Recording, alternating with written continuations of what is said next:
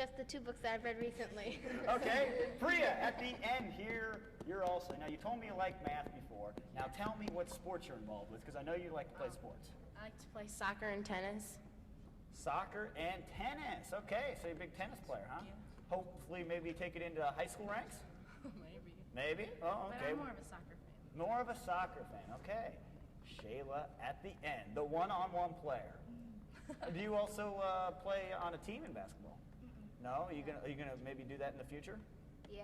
Okay, maybe in high school or something, try to step it up? Yeah. Yeah, all right. Well, we'll keep an eye on you in the high school athletics. And now it's time to go to the Dare Challenge competition of round 2. So let's get started with our activities. Whitaker right now leads 50-30, but Rex Ralph has a lot of time here and a lot of questions left, so you guys can come back and get into the winner's bracket, or the winner's circle. Here we go with round 2. Comparison is when you compare things. Oh, wait a second. I already asked that question, didn't I? So we'll throw that out, and we'll ask a true or false question instead, okay? Everybody's like, I knew that. That's similar. Okay, here we go. True or false? Alcohol used for first aid is the same type as alcohol adults drink. All right, 4. Whitaker. It is Clinton. False. False is correct. That's right. Caffeine affects your body by speeding. Okay, that was a quick answer, and it was by Clinton. And no hiding, Clinton. Face it up. That's all right. You've been strong for Whitaker in the early going here. Let me ask the question again and give you a chance to answer freely because they clicked in too early. Caffeine affects your body by speeding up at the end. Your heart. Speak up real loud. Your heart. Your heart. That is correct. Well, Rex Ralph, that was Sanchez with the right answer. All right, true or false? Not all drugs can be abused. All right, 4. True. Rex Ralph. True.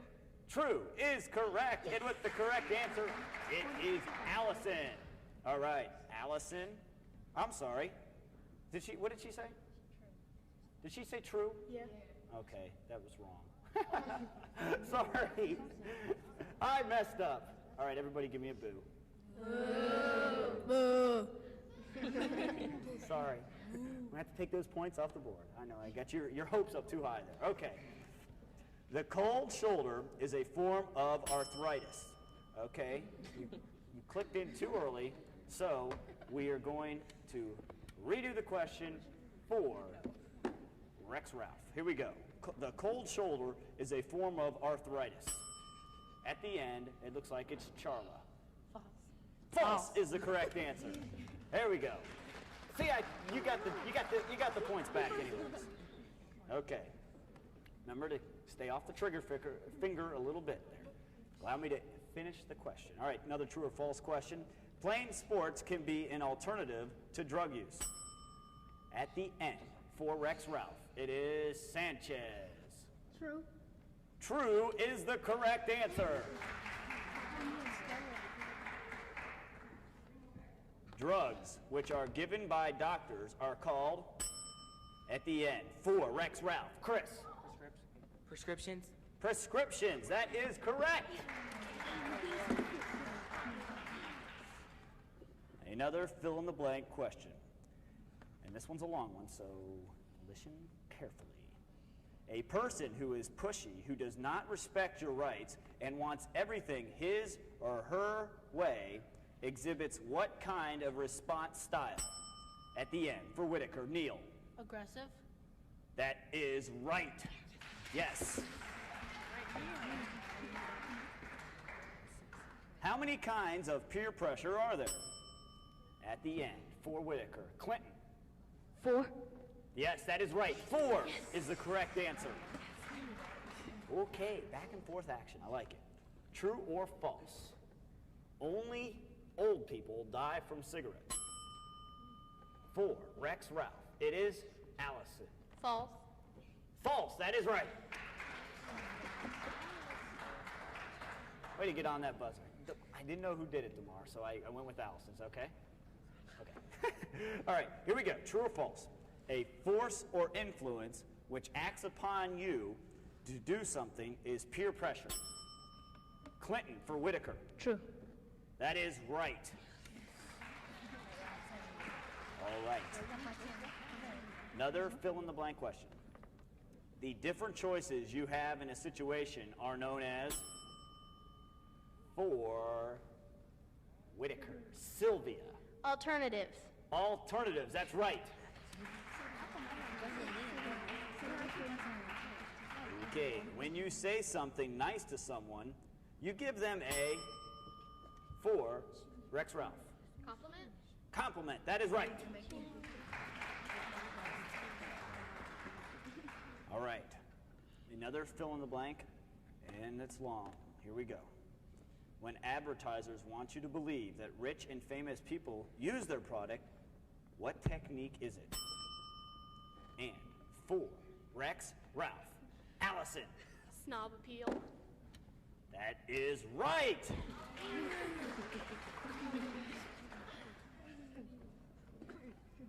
The advertising technique used to attract.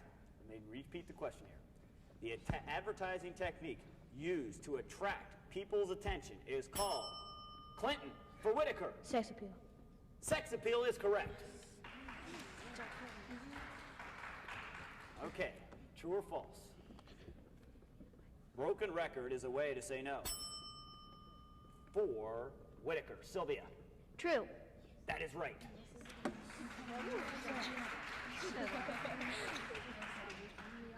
Another fill-in-the-blank question. Alcohol is legal, but not, okay, you clicked in too early, and now this gives you the opportunity, Whitaker, to answer freely. Okay, alcohol is legal, but not for who?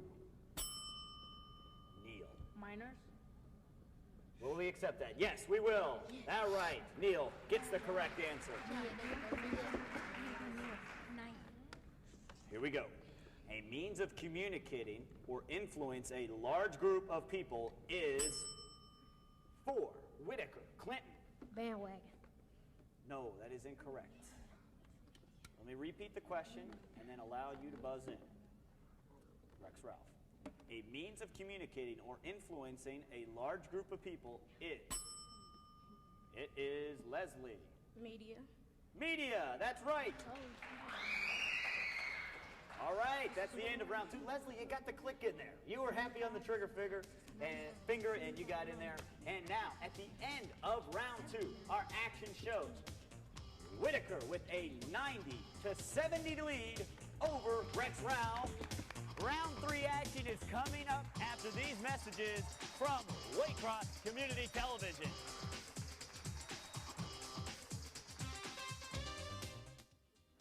Pizza on the run. This is Chris. How may I help you? This is the TDD operator. It took an act of Congress to order this pizza. I have an order for pizza. An act that guarantees people with disabilities access to everyday things, whether it's getting into a building, getting a job, or just using the telephone. Olives, green peppers. Thanks to your support through Easter Seals, even ordering a pizza can be a pretty historic act. And pineapple. Pineapple. Okay. Welcome back to the Dare Challenge. Round three action is about to start. Whitaker leads this game 90-70. Round three action, though, means that we double the point value of a correct question. So 10 points are now for a correct answer, and this gives Rex Ralph an excellent opportunity to get back in the game. Only down by 20, so that's only 2 correct answers. All right, here we go with round three action. The winner of this game moves on to the semifinals. Here we go, and we're going to go with a lot of speed here, so get ready on the trigger finger, and here we go. Round three. A drug which is sold in stores for everyone to use is called what? Okay, Rex Ralph buzzed in too early. I'm going to repeat the question for Whitaker, and they can answer freely. A drug which is sold in stores for everyone to use is called what? Okay, it looks like Sylvia for Whitaker. Over the counter. Over the counter is correct. True or false? Alcohol is the #1 abused drug in the U.S. Okay, it looks like Clinton for Whitaker. True. True is correct. True or false? Being arrested is a passive consequence of smoking marijuana. For Clinton, for Whitaker. True. True, that is correct. Laws are made to keep you. For Whitaker, it's Chris. Safe. Safe, that is right. Looking nervous and avoiding eye contact with others is what type of response style? Okay, you clicked in too early, and that is Rex Ralph, so I'll repeat the question for Whitaker. No whispering now. We must answer the questions by ourselves. Looking nervous and avoiding eye contact with others is what type of response style? Okay, it is at the end for Whitaker. Shayla. Passive. Passive, that's right. The wrong use of a drug is called, it looks like, for Whitaker. It's Clinton. Drug abuse. Drug abuse, that's right. True or false? Media is a means of communicating or influencing a large group. For Whitaker, it is Chris. True. True, that is correct. The means of communicating or influencing a large group of people is called, a repeat question there, but if you know the answer, you're quick on it. For Whitaker, it is Shayla. Media. Media, that's correct. True or false? Pressure is a force or influence which acts upon you to do something. For Rex Ralph, it is Allison. True. True, that's correct. Here's a multiple choice question. So allow me to do all three multiple choice answers and then buzz in. A way of telling other people your rights while still respecting their rights is A, aggressive, B, assertive, C, alternative. And for Rex Ralph, it is Leslie. B. B, assertive, is the correct answer. Crack is another name for Whitaker, it is Clinton. Cocaine. Cocaine, that is correct. Is that correct? For who? Like, that would be like the top of my questions. Is that correct? Yes, everyone. My, what happened to my colors? There we go. How happy. How happy, how happy, how happy. Look, my co-host is here. How are all of you doing? Look, it's all going to matter, I think. I would have issues saying that crack is another name for cocaine. It's not really another name for cocaine. That's blow, powder, snow, blah, blah, blah, blah, blah. All that shit. Crack's a different type of thing. It's a processing thing. Right? Like, am I wrong on that? I feel like I'm right on that.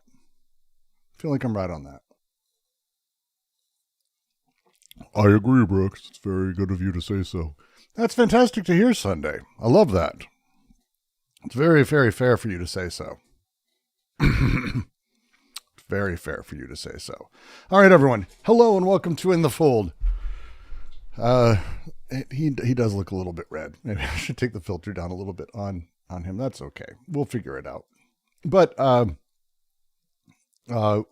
welcome to In the Fold. It's good to have you and good to be here. I'm excited to be here. Sunday will be joining in a minute. He's boiling up his tea. It's taking longer than he thought. And I didn't want to have you sitting and watching Dare for 20, 30 fucking minutes. Although I bet you I fucking could have. I think that's probably a very safe bet, actually, that I could have. Because it's weirdly addictive to watch. I came across this on a Wayback Machine on archive.org. They have a huge collection of public access videos from kind of everywhere. And I will tell you, I don't know why I find the Dare Championships hypnotic. We don't do propaganda like this anymore. It's kind of like when you look back, at like World War II, and you see the posters of like, I'm doing my part and all that, like that kind of propaganda, which wouldn't work today. Like if you were to do like war bonds during the Afghanistan or Iraq war 15 years ago, they wouldn't land quite the same way, especially the racist side of the propaganda for World War II. So there's like a nostalgia for that, but this is like, it's about the same. This is, and also almost the same distance. Actually, it is about the same distance it's about the halfway point of propaganda between here and World War II, now that I consider it, which is making me feel even older. But we don't do propaganda like this anymore. He asks in there, like, what is a passive consequence of doing marijuana? And it's being arrested. I have no idea how that's passive, but also how that's like a direct consequence of doing marijuana. But again, this is how propaganda is written. I fucking love this shit. You just start without me again? Hi, Sunday. How you doing? I didn't start without you. You've been here the whole time.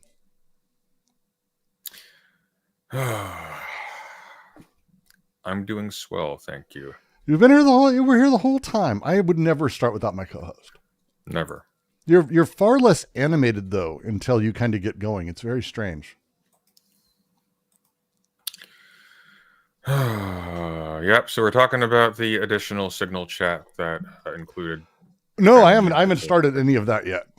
We haven't. I've just literally. It's been a minute. Like I didn't start the stream. I've just been talking about Dare because I find it fascinating and I miss good propaganda. That's kind of the challenge here. I think for me is like that's what I like about it. Does that make sense? I don't know. No, not a bit. But let's get into it. I find it fascinating. Okay, so just real quick to go over. Why am I so red? I don't know. Actually, I didn't change any of the filters for you, and it did make you more red than usual today. Same with your other image. Let's figure that out. I seriously didn't change anything. Let's see. Sunday, you seem deflated. You edit for 5 hours a video that was already edited at 3 a.m. in the morning, and you try to be inflated. Or don't try to be inflated. Pyrocycle, calm down. It's fascinating. It's well, now you're not very much red. No, now I just look sickly. That'll do. Oh, that's fair. I mean, I do too. It's you also. We both were up late editing. Yesterday was an anniversary of a major event in my life. It's a major tragedy that people may or may not know about. And I spent most of the day like just genuinely like fucking sad, which hasn't happened in a couple years. It's healthy to do. It just hasn't happened.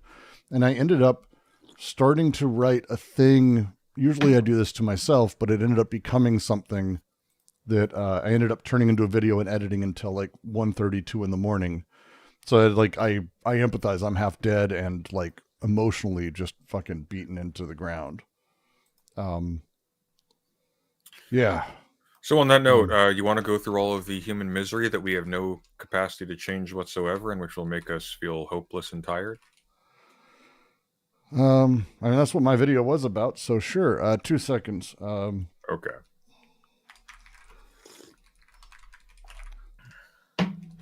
Let's see. And then I'm just going to, Yeah, the TTS is broken apparently. Oh shit, really? Yeah, it's not working. Despicable. Did you get it at the end there? I heard it. All right, then Jeff, let me. Did you hear it? No, we're gonna replay it. I don't know why it muted it. Oh, that's because I forgot to unmute it. We were having our back and forth the end of last week, and people were sending text messages that were, I get to be funny, but it was a more serious back and forth. So I muted it during that. Allow me to fix that right now. That's my fault. That is very much my fault, but we have two that I'm going to just pop in. I already know the answer to this, but Grizzler, thank you for the 10 gifted memberships. Thank you very much, Grizzler. Appreciate it. Money, money, money, money, money. Is Sunday familiar with Jonathan Bai and his Great Books lecture series? I know of him. I haven't looked. Were you Apparently familiar with it? Were you familiar of it before I started shitting on it and mentioned how horrifying it was? I've seen him before. I haven't paid him any attention. I will now. I will now. So thank you, whoever cursed us with that. So we got a handful of people who really just enjoy that. I mean, I've got a C-Slick who fucking made it go over the edge of me having to do the entire thing. So that's my issue. But yeah.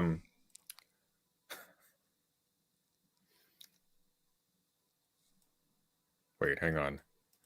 Oh my God. Is this an actual quote by him? Check this out.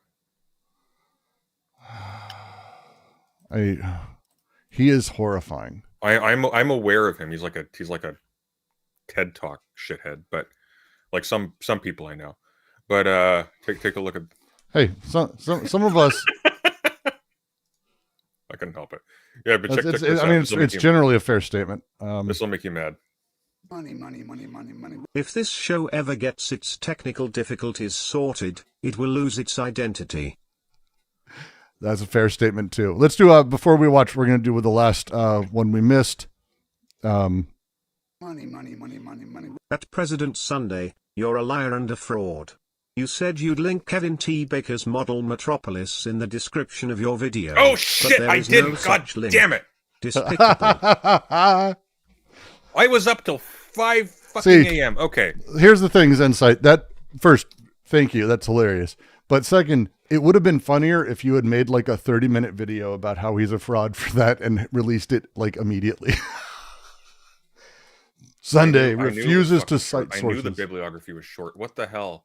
I was like, really? Is that all? It's just those two? I know. I forgot that all that stuff I wrote. Okay. I had my one item in my bibliography, Deleuze and Memorial Culture from Adrian Parr. If you've ever been part of the experience of a tragedy that ended up having a memorial, there's not enough of those memorials out there because everyone's got tragedies. But if you haven't been part of it, Adrian Parr really does a phenomenal job of sort of merging the work of Anti-Oedipus with the nature of suffering. My video, I think, does a nice summary of it, but I highly recommend the book.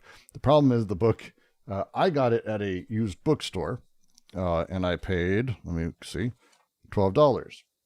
It is $140 on Amazon. Like, fuck. So I try not to recommend too many books like that, but that one, it happens. So Sunday's going to fix his setup here. I already did. It's all going on to the new channel, by the way. I just put it on this one to get some attention for the Patreon. They're all video essays are being migrated to the Sunday Prime channel. So if you haven't subscribed to that, go subscribe to that. I will also be live on there later today.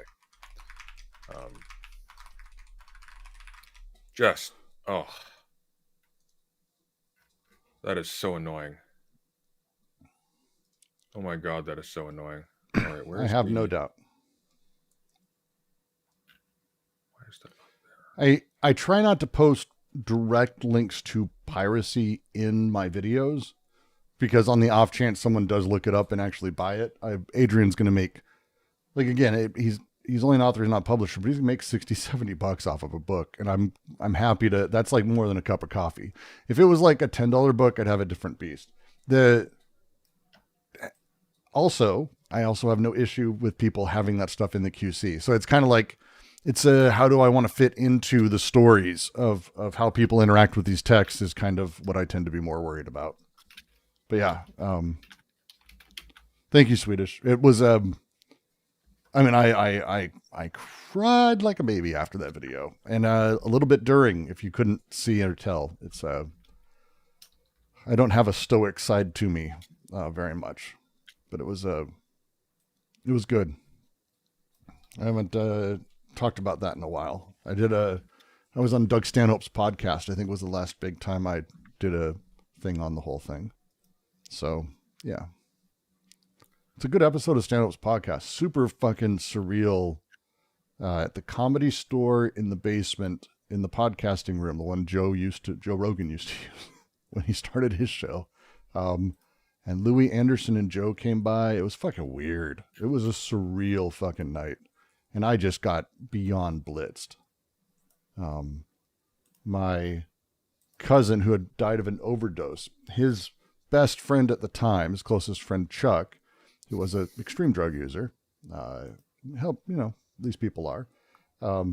he had come into town and he was like, oh, Doug Stanhope. He didn't know I knew him. So I brought Chuck.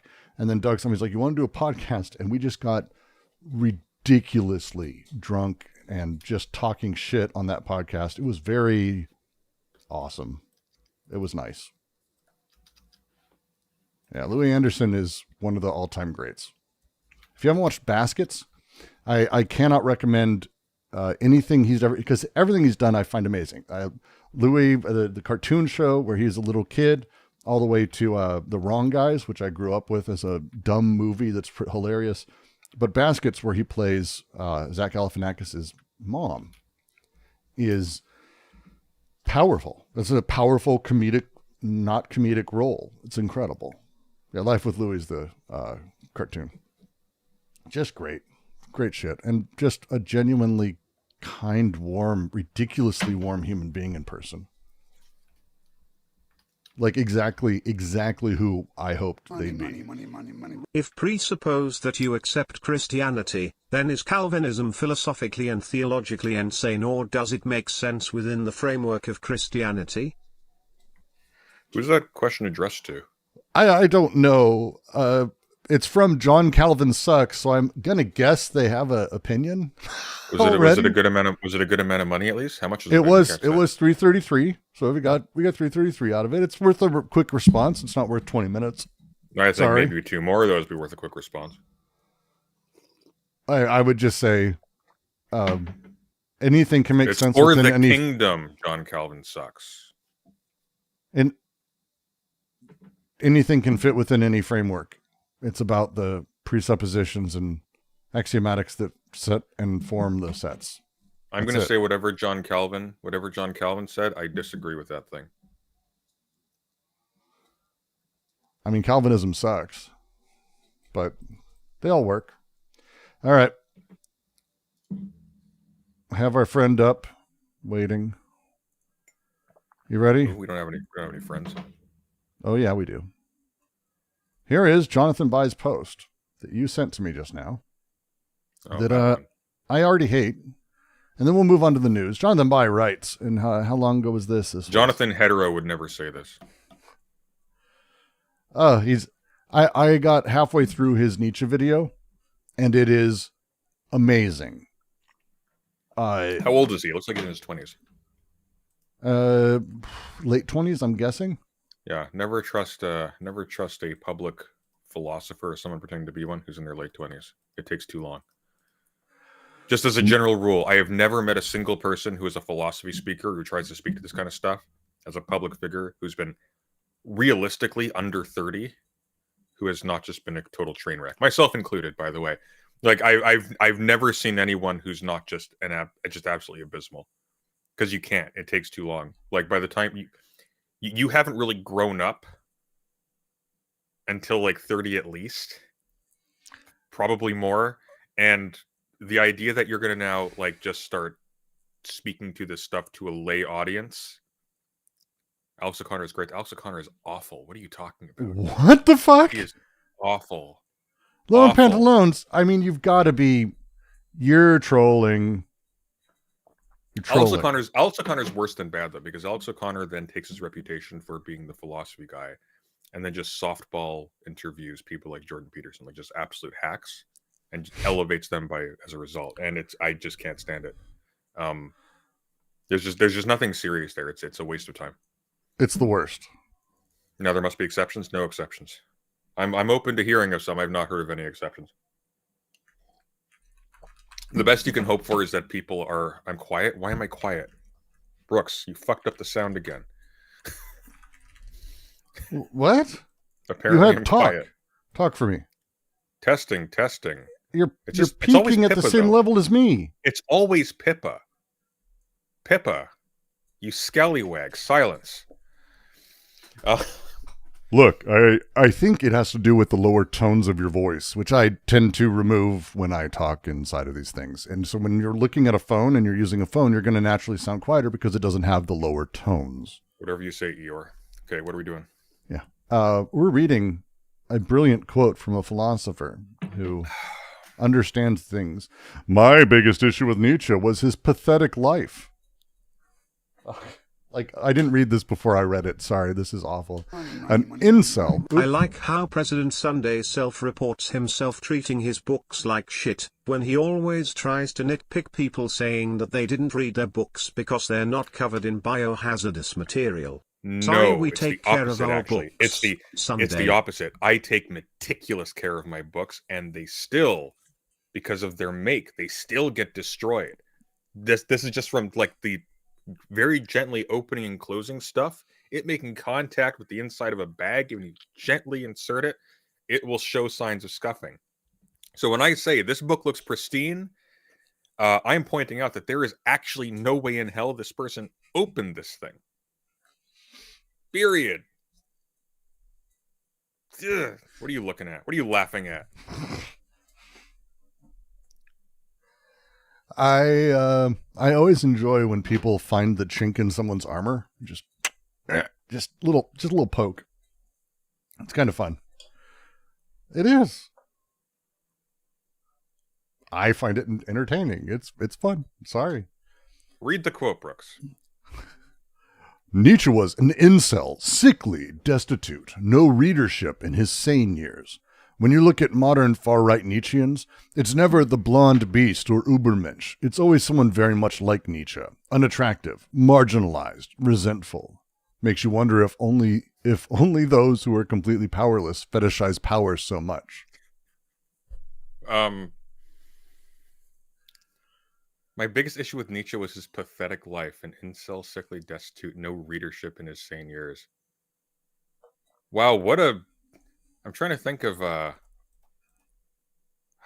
what slurs are we allowed to say? This guy is no, I can't say that one. Damn. He is a huge. He sucks. He sucks. This guy sucks. He sucks. And again, you know what hard. Nietzsche's biggest issue with his pathetic life was? He was sickly. That's like I'm sorry. Like the entire point is that your life situation is what opens the door to certain kinds of life and thought and so on and so forth. Like you need sickness in that way. I'm about to have a meeting with my boss. What should I say to him? Nothing. Don't look at him. Don't speak to him. Just walk out. Sorry. Answer every question with the line, I don't answer questions. Why don't you answer questions? I don't answer questions. That's what you do. Your breath is really bad. It's an alpha move. I don't answer questions. Sunday, you're doing a disservice to your books if you don't have a climate-controlled library. I do have a climate-controlled library. Thank you very much. I have a giant AC system right there. I have a dehumidifier back there. This place is under strict control. We had mold in the last place. I had to disinfect my cloth-bound books manually. Never again. What you should say to your boss in all reality is, I'd like to have a discussion about what it would take for me to have a raise because I believe I'm undervalued. Period. Unless your meeting is talking about your inappropriate conduct towards your fellow coworkers, which is always a possibility, in which case you should always be selling yourself as someone who's worth more, unless you're in that meeting where it's about inappropriate behavior with coworkers. Exactly. Yeah. In that case, skip the meeting. Bad idea. Just run. Go home. Microwave your computer and just run. But everything else, you should absolutely just go, I'm undervalued. How can I become more valued? And get a raise. Because that's what every meeting with a boss for them is about, figuring out how to pay you less. Make sure before you go in, because you're going to shake his hand when you enter, run your hand under hot water and don't dry it all the way. Please don't do that. Make sure it's as slippery and wet as possible. And you want to assert dominance, so you show confidence. You want to hold that and just get a little bit of friction going before you let go. Okay? And just look him straight in the eye. Look him straight in the eye and go in real close. I like it. Yeah.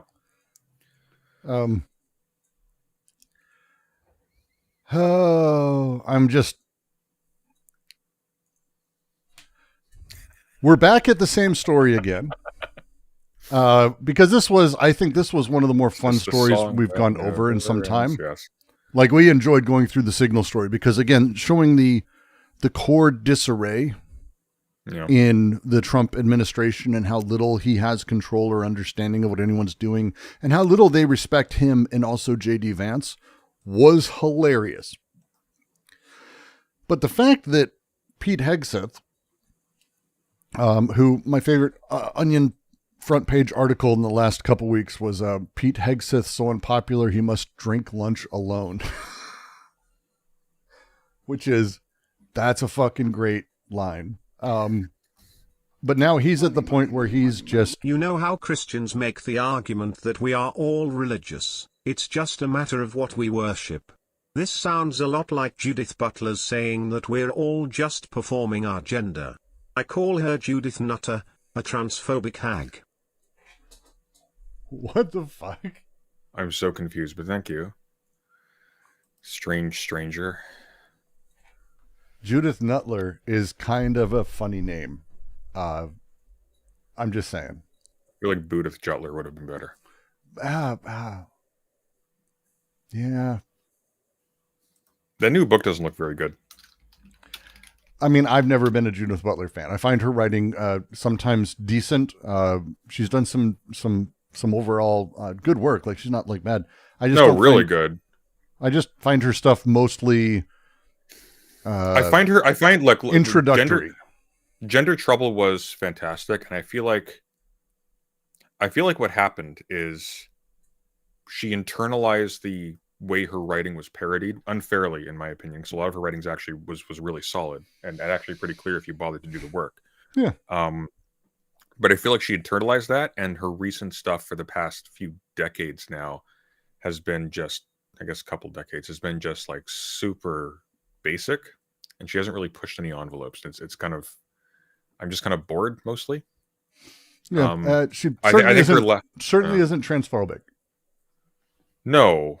No. Kind of. Who said she was trans? Oh, whoever the person is who gave us the couple bucks. Weird. Judith Nutter was.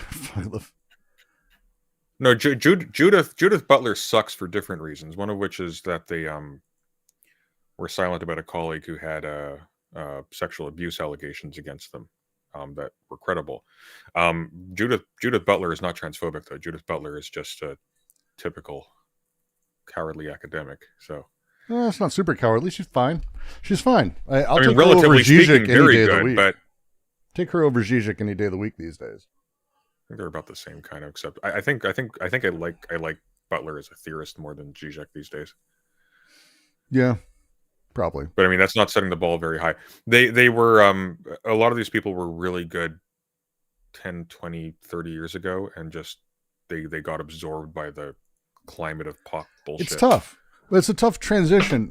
The way, I mean, my video last night kind of went over this for various other reasons, but the last 40 to 50 years have seen just a sea change in terms of like how everything is done, what matters, how things come about, how we deal with stuff. And I think people who existed and were part of the media sphere prior to that in the 90s and before, they never quite figured out how to make that turn. And it's extremely awkward, kind of constantly because of it. It's fascinating. But off of weird, trolly person giving us money so we hear things we disagree with, which is fine. Pete Hegseth has apparently shared military plans in another Signal chat. And what I like about this article, just there's three things I like about the story. The first is, again, right? Like, again. But the second is this opening sentence. Defense Secretary Pete Hegseth shared detailed plans about a military operation against the Houthis in Yemen on a second Signal group chat. This one on his personal phone. And including his wife, lawyer, and brother. 3 people familiar with the chat told CNN. Okay. How many people are in this fucking chat? Maybe I'm misremembering. Leaving that aside, maybe I'm misremembering. I'm not recalling the hearing. Wasn't it claimed under oath that they did not use their personal devices? They used only official devices for these chats because they were secure. They said they couldn't remember. Right, and we agreed that. I don't believe so, but I can't remember. Was kind of how they kept saying things, which is basically screaming that they're using their personal devices. Again, Marco Rubio I think it was Marco Rubio, had 2 accounts in the chat, which means that he has 2 devices that are unable to be commiserated. Like you can't be or he has an ambiguous and simple name in the group chat, and that's 2 different people. We just don't know. The chat was set up during Hegseth's tumultuous confirmation hearing. You know, when his mom called him a rapist and a bad person, and then went, "Oh no, I didn't mean that this time. He's given me money because I'm a good mom." Processes a way for his closest allies to strategize. 2 of the people familiar with the matter said, but Hegseth continued using the chat, which has more than a dozen people in it, to communicate after he was confirmed. So he's just, "Here's what's happening today. What do you think I should do about this? Hey, we're going to attack the Houthis today. What should I do about this?" Oh, yeah, by the way, if people aren't aware of this, this is a 2018 quote. Penelope Hegseth, his mother, wrote her son an email in which she laid into him for poor behavior and disrespect toward women. Quote, "You are an abuser of women. That is the ugly truth, and I have no respect for any man that belittles, lies, cheats, sleeps around, and uses women for his own power and ego. Never mind, he's a saint." That's his mother. It's awful. He's a terrible human being for changing her story on that. But yeah, and he's a terrible human being too. So it's kind of magical. yeah, we know that. That's ground zero. So we're looking at it for other constellations at this point. We're dividing up arbitrary zones of darkness at this stage. And it's basically showing, because again, he's the Secretary of Defense. His job is all of the military. Like all of the military. And it's clear at this point that no one at the Pentagon and no one in the military respects him. And there's a good chance, by the way, this means also doesn't respect Trump either. That there is no respect for this White House. You think? No, I'm sorry. The vice president is in one of these signal chats, which is very insecure, as we now know. Just flat out saying, "Hey, flat out, this goober doesn't know what he's doing. Guys, someone talk to him." I don't think the president appreciates the trouble that he's making. Stephen Miller added, "I'm sorry, Stephen. I did not mean to say anything about father. Please do not tell father. Please, please, please." It's been a month of chaos at the Pentagon. From leaks of sensitive operational plans to mass firings, the dysfunction is now a major distraction for the president, who deserves better from his senior leadership. No, he doesn't. Did you see this? This is my favorite. I love this. This is where this fucking awful bitch, I fucking hate her. She's just awful human being. She's on Fox. Is the one on the left okay? Is the one on the right okay at least? No, Brian Kilmeade sucks ass. He's awful. I had them reversed. He sucks, but he's like sucks in a really weird way because he's kind of dumb. So once in a while, he will actually do populism and ask a question that he shouldn't have. There's a whole bunch of Majority Report did it. Even Daily Show's done a bit on it. Like going back and showing Brian Kilmeade asking a question and the rest of the hosts and the morning show going, and then it's because he's generally pretty dumb. Imagine your job is you're facilitating conversations on television and your last name is Kilmeade. I just like that. And don't worry, he's related to famous people. But here's what she's saying, and I dig the shit out of this. The president stands strongly behind Secretary Hegseth, who is doing a phenomenal job leading the Pentagon. Oh, is it not coming through? Nah. Of course it's not coming through. And this is what... Oh, wait. It is coming through. What the fuck? Why isn't it coming through for you? By the way, increase my gain, would you? Apparently I'm really quiet. You're still quiet? Or you are really loud. Do you want me to show you? I can put them next to each other. They're identical. All right. We're leveling up to the same place. Yeah, I know you guys can hear it. Do a poll. I'm not going to listen to just Pippa. Pippa's speakers may be broken. Do a poll and we'll fix it if we have to. They think we're talking about the video audio. The video audio. Some UR says they can hear us both at equal levels. So if they say that, then there we go. You should be able to hear the audio through me. No, I sound fine, but I can't hear the audio through what happens when the entire... Still not can't a hear that? sound. Wow, fascinating. No, it's really not playing. I mean, it is actually for me.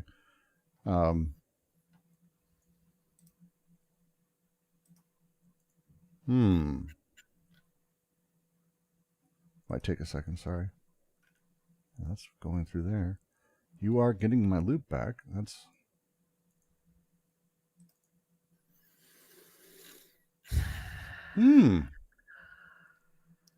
Fascinating, actually.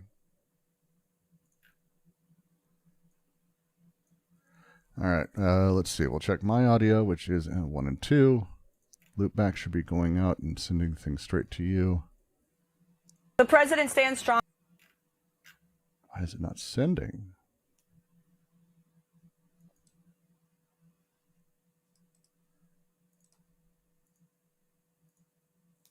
Strongly behind Secretary Heggs. Did that work? Yes. Yes, it did. Okay, good. All right. Sorry about that, everyone. The president stands strongly behind Secretary Hegseth, who is doing a phenomenal job leading the Pentagon. And this is what happens when the entire Pentagon is working against you and working against the monumental change that you are trying to implement. Secretary Hegseth was nominated for this position because he is standing up for the war. That's his name now, Hegseth. Hegseth. Fighter, the men and women in uniform who are putting their lives on the line to protect our country and our homeland. And unfortunately, there have been people at that building who don't like the change the secretary is trying to bring, so they are leaking and they are lying to the mainstream media. We've seen this game played before. The secretary is doing a tremendous job, and the president stands strongly behind him. Love you. Let's turn now to Pete Hegseth. No. The president stands.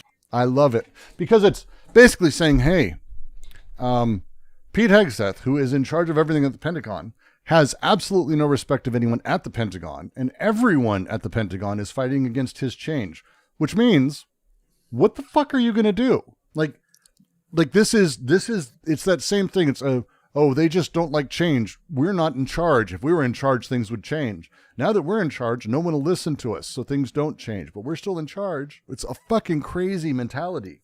It's crazy. I just can't imagine, like, she looks rather young. I would say early 30s, late 20s, probably. You really want to chain your ankle to this ship? Really? Like, not play it a little bit smart? This is dumb. Like, I think the Republicans are going to be absolutely punished in the midterms. Just absolutely punished. That's my anticipation. As someone who's a lot more pessimistic, the last election, I was right about that. I don't know why on earth you would want to be the shill for the guys who can't handle I can tell you why. Chat. Because she's leading MAGA Inc. and Trump Super PAC as well. Yeah. So it's money. Yeah, but just do so quietly. Don't throw your face into this. I mean, unless she has to for some reason. I just don't know. I just don't know why you would do that to yourself. It just seems like there's a way in which this makes sense for certain people for whom this is like the end state of things, and they just are the guy who pops up and just does this. But this person seems like she has some kind of future. Maybe, possibly. I don't know. I mean, I hope not. I mean, I hope not too, but she's just terrible. I mean, Republicans love this look. They keep throwing people up who look like this, who all say the exact same thing. That's it. Yeah, but again, she's a person who hasn't been minor in the Trump conversation. She was one of the original people screaming about how Trump lost 2020, and she's continued to say that, like the 2020 election, not this. Like, she is like all of it. She's say all of it's a fraud. Joe Biden shouldn't have been certified. All of it was a lie. Like, she's been doing that from the beginning. And you have to remember, being born in 97 puts her at, just shy of 30 this year. But you're talking about, again, fucking 5 6 that is years the press ago? Secretary. Wow, she looks different in this clip. Yeah, it's the press secretary. Why does she look so different in this clip? Because I don't know. Look, this is what she actually looks like. Hang on. This is actually freaking me. This is freaking me out. Look at this. Yeah. This is what she actually looks like. This is a photo. This is recent. These don't look like the same person. The hairline's freaking different. This is her. Just anything That lighting in that shot is really confusing. Here's the harsher And then you indoor can have your- lighting from above, and again, it's you can see the It looks like she's in her caked 20s in that on- interview, and this one, but like, yeah. the caked on makeup, like you're talking about the cheeks, the highlighter, like this is like fucking hard line, hardcore fucking You makeup said that levels. bullying. And it's again, these are how these people do this. No, hang on. People bald sending No. Shrek. First of all, think about who you're talking to. But secondly, like the point is not that, oh my God, her hairline went back. The point is that these are contemporaneous clips, and she looks like she's a decade younger in one of them. It threw me off. My brain didn't clue in because I've seen the press secretary before, and the press secretary looks like pretty good looking 30s, 40s. That's sort of where I'd place her. I don't know how old she actually is. This person looks in that Kill Me interview we just saw, like extremely young. Like, how old is she? She was born in 97. Shit, she's younger than me. That's terrifying. The president stands strong. Yeah, and this is maybe rough for 30. Behind Secretary Hegseth, who is it's a softer lens too. Like that's the other thing. This is a news lens this is much softer overall. It's not doing Kill Me any favors. Kill Me, they don't put it on men, not very often. Because he looks like intentionally. He looks like a microwaved French fry. Strongly behind Secretary Hegseth. It's a different setup. She's got a lot going on. There's a lot at work here to make her look like this. This is absolutely a play. I find it fascinating. Again, this is screaming the same thing though that we've been saying about the Signal chat from the beginning. This is simply saying to us the entire administration doesn't have a clue what they're fucking doing, and they won't. Shrek, I never said she was balding. I just said the hairline looks different between these two, so they're not identifiable as the same person. The hairline in both pictures is fine, obviously, because it is the same hairline. Milady, tips top weird. hat in approval. Milady. It's not what he was saying. He was saying that literally she looks different. And there's reasons for that. This is, again, it's a focal length difference for the camera, how the camera is used, what camera is used. All these things change all of it. Again, her neck doesn't look this long in other images. I mean, again, if you want to take a look, it's actually her situation is actually fascinating, and how she goes about showing off and looking. These are not flattering images of her, but this is how these things are manufactured. This is what you do. The president stands strongly behind Secretary. It's fascinating to me. I think it's fascinating. No? I think Shrek's just going to keep giving shit to you because... I know. Because it's funny. Sorry. I know. But overall point, Trump administration has no control over this government, no plan, no idea what it's doing, and no internal communications of any sort. And even at the no point... interest in exerting control. The lack of like basic information from the top to like his inner circle, or it should be his inner circle, is astonishing. Like we even talking about all of this, like it's crazy how Trump never gets brought up in the context of these at all. This is his. These are his. Yeah. This is him. But he's just not an element here. Even in this article, it's about Hegseth. But this shouldn't just be about Hegseth. Exactly. These are strategic decisions that Trump is signing off on, that Trump is engaging in. Yeah. I mean, I'm 100% with you. And it's the whole point. The whole point overall, when we start talking about how these things come about and how they set up, this challenge is putting us in a different place. Because how do we have the conversations meaningfully where it's like, hey, all of this is fucked.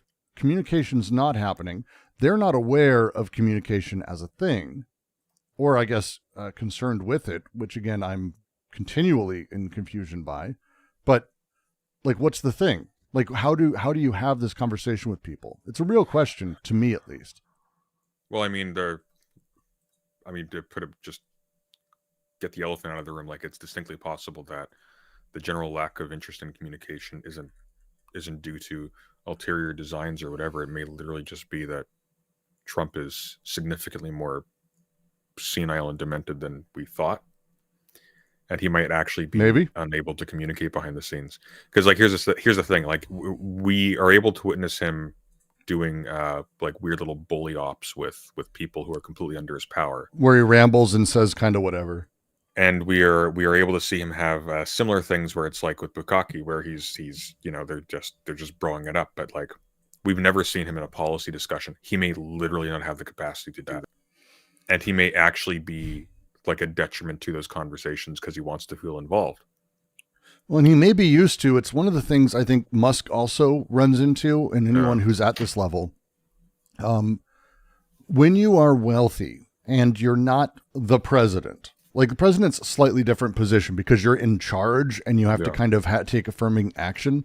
When you're a Musk or a Trump, most people are coming to you with proposals and ideas and things to do, and you don't actually have to initiate anything. Again, these are not creative people. These are the fantasy we have of the businessman who comes up with a thing and then invents it and runs with it. This happens. These are not the people who do that. And the way that these people operate instead is one of reactive everything. And so now that he's in the position of being the president, people won't just bring you all of the proposals. They won't tell you everything. You need to be actually someone who's able to be in charge and affirmatively making moves. And I don't think Trump is capable of that. I think he's purely reactive and just does nasty shit, and it has worked. It's a thing that does work generally inside of the world of business that he's in, which is, being a basically evil landowning landlord and a license holder for his own brand. Far more so than like I would have anticipated, though. I used to even during his first, like he was always incompetent, but like this is next level. Like we're talking about the inability to just hold like coherent meetings together in one place. They actually cannot talk to each other. Like they can't. And there's no going after him and saying, "Hey, can you maybe do more? Hey, we need to get this shit under control." There's no understanding that things are even out of control, though. Like, I mean, I can't imagine that Trump is having serious conversations right now with Hegseth about getting the Pentagon in order. Right? Like, I don't imagine that that's the way he functions. I don't know. I can't.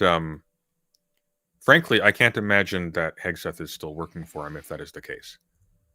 Like this is an embarrassment. Like just in terms of like reestablishing confidence that he's able to maintain basic levels of confidentiality and security about military secrets that endanger tons of personnel around the world.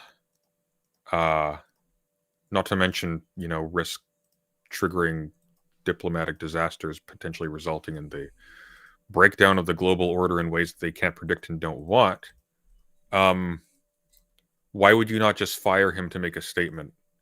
Like he's clearly useless. Unless you're not paying attention, because you don't have the brain cells to do that. Or you don't care, because running the country doesn't actually matter to you.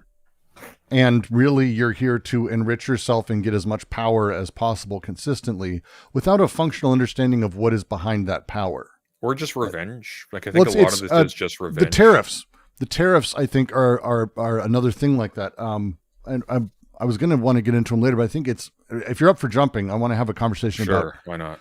Because it's, I think, the way that they're handling the tariffs speaks volumes about it. This is going to be, one sec. I'm just going to see if this can pop into. One sec. Sorry. Got a video and I'm trying to pop it into the browser, which is not working as well as I'd hoped. What can I say? That's okay. Because I want to be able to share it and have you hear it too. That's not working. Wonderful.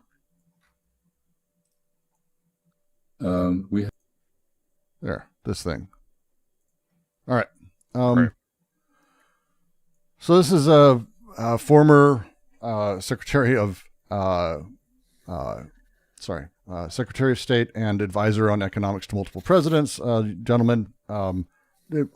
Less important who he is, he knows shit, but he's going to talk about a thing that I think is coming out of the tariffs, what we're seeing with every single country, because countries are starting to have conversations with the Trump administration. They're coming and saying, we want to make a deal. And we haven't had a deal announced yet.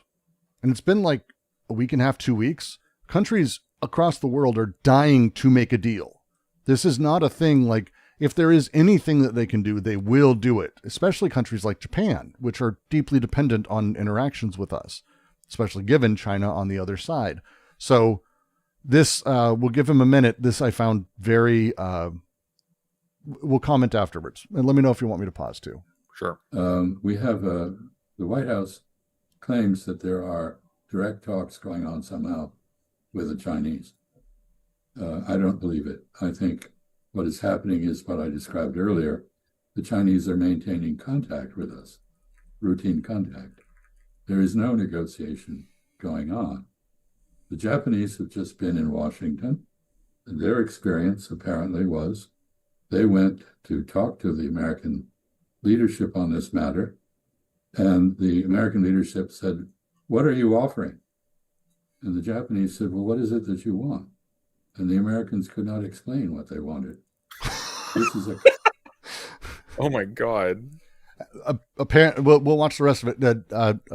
So Chaz was a diplomat. His specialty is negotiating with China and with Asian countries, Saudi Arabia, as well as former Undersecretary of Defense. Like, he's been around.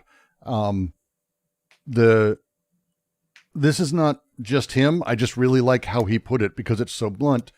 Everyone's reporting the same thing, that countries are coming to the U.S. and saying, "What do you want from us?" And they're like, "What are you going to give us?" No, they're like, "What are you going to give us?" And the answer is like, we don't, where do we start? Like, the U.S. isn't wanting to make the first foray despite shooting the first bullet. And it's horrifying to consider that this is how, and again, this is how Trump has always done business. This is why I 100% believe this is the case. This is, he will do whatever he can to make sure a city block gets completely fucked. And then you come to him, kiss the ring, beg, and throw everything at him, and he'll go for it. But he won't tell you what it is because, again, he prides himself on being that mob boss character. But there's an additional factor here where, yeah, he's probably doing that, but he also probably legitimately also doesn't know. This is really complicated. This is more complicated than I think he has an interest in learning about. So, like, a part of this I wonder is how much of this is just being sort of arrested at the midpoint because he can't sit down and figure out what it is, what actually he wants to gain from this. Yeah. He just has this game playing out. And again, business negotiations, like, let's assume on the one side, I think it is a safe bet that they don't actually have an answer, that they're hoping other people will build the shape of the puzzle for them that they can work within. There is a need in the world of business to make the first push. Let's say you're a contractor. Someone comes to you and goes, "Hey, I need you to do this work for me." And someone needs to be the first person to say what the hourly rate is or what the daily rate is or whatever the rate is. Now, no one wants to be that first person. No one does, because if you're on one side, you don't want to go too high. You don't want to scare the person off. If you're the contractor, but you also don't want to go too low and fuck yourself. You don't know what the sweet spot is. On the other side, they're the ones who have all the power, and they actually tend to know market rates, and they know what they're paying other people, but they don't want to say it because they're trying to fuck you as much as possible. And Trump's in that position. What he doesn't get is that this is not a zero-sum game. I can go work with someone else. Japan can go trade with someone else. And by the way, if China and Japan actually end up becoming trade partners, I would be fucking terrified. That would change everything. That would be a Kissinger level alliance that he just brokered there. That would be amazing. But he's on his way to it too. But completely ass backwards into his own disadvantage. It would be like it's like brain damage reverse Nixon. It's beautiful. Also, I like that he said cockamamie, which I haven't heard in a very long time. Cockadoodie. Cockamamie approach to negotiation. And I think the Chinese, having observed the United States break virtually every agreement it has agreed to in recent years, including the replacement for NAFTA with proposed tariffs on Canada and Mexico, that was negotiated by Mr. Trump in his first term, and yet he felt free to abandon it and repudiate it. What's the incentive to negotiate with the United States when the United States has no stated objectives that make sense and no record of compliance with its own agreements? So I don't think there is. I think the Chinese have decided they will wait us out and see how Americans like Walmart and Amazon diminutive products. 60% of Walmart's products originate in China. They're all tariffed. That's it. That's it. I think this is, as far as I'm concerned, this is the only clip about tariffs that matters. And I've watched a lot of shit over this last couple days. That's insane, though. That's incredibly well put and succinct on every side. This is the end. China's just going to wait. Why do they give a fuck? They don't. Well, like what's being demonstrated too is like at the point now where Trump says, "Okay, look, we've got terms. You thought about it." China is following Sun Tzu's most important lesson: do nothing, win. It's. I mean, there's a bit of Orientalism in saying that, but I was thinking it as well because it's the if you can win by doing nothing, well, I'd fucking do anything. Well, you can't win by doing something because, like, one of the things that this really shows is... Have you guys commented on the Carmelo Anthony case where he killed Austin Metcalf? Hassan Piker is saying it was clearly self-defense. Do you think it's a Kyle Rittenhouse situation? No, Hassan Piker's a moron. It's a complicated issue where you have... It's not a Kyle Rittenhouse situation. It is not a Kyle Rittenhouse situation. The guy who stabbed Metcalf was unequivocally in the wrong. People who are now using the dead kid as like a thing to motivate anti-black racism or anti-immigrant racism are equally stupid. This is just like a tragedy between kids that were very, very stupid in how they interacted with each other, and that's being appropriated by various people for their political projects, and it's gross. Hassan Piker's a fucking moron. I do think if you're up for it, I do think it's worth going over the events around it because sure. I haven't covered it in a few dadays, so it would be good to refresh and see what the updates are. But because it's been fascinating. And just to make my last point, and then we'll get back to it. The way that the politics around the event and the shaping of it, it's hard for me not to put it in. One of the most sickening things I've seen is the father of Austin Metcalf came out and he flat out like denounced people who were using his son's death as like a white nationalist rally point. He did. He went after and you have people with names like something Zoomer Groiper or whatever in their name underneath the comments saying that how they blame his father more than they blame the kid who stabbed his kid.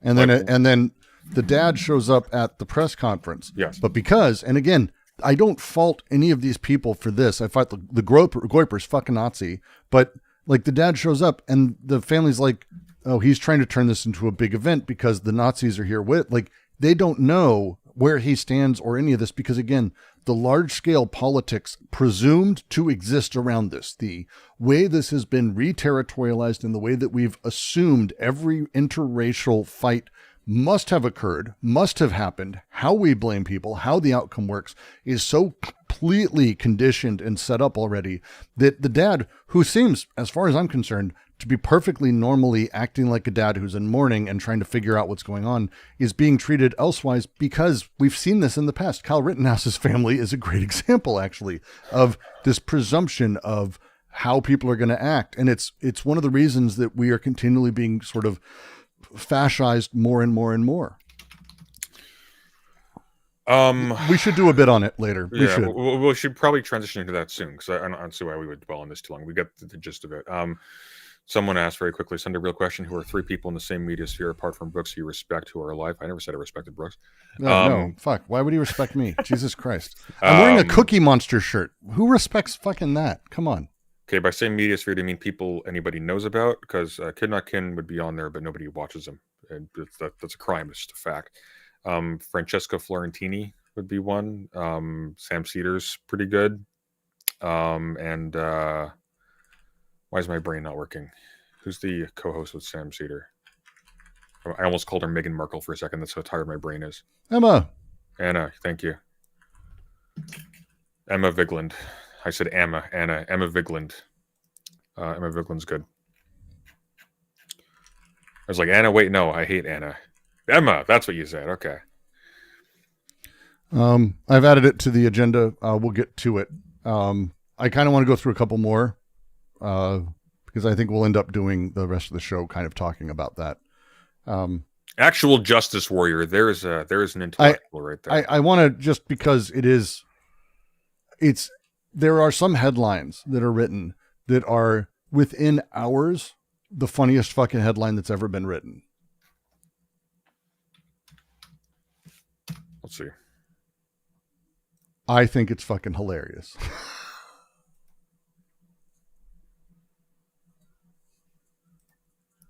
Pope ghosts J.D. Vance at Vatican. This is before he died too. This is before he died. I forgot about this.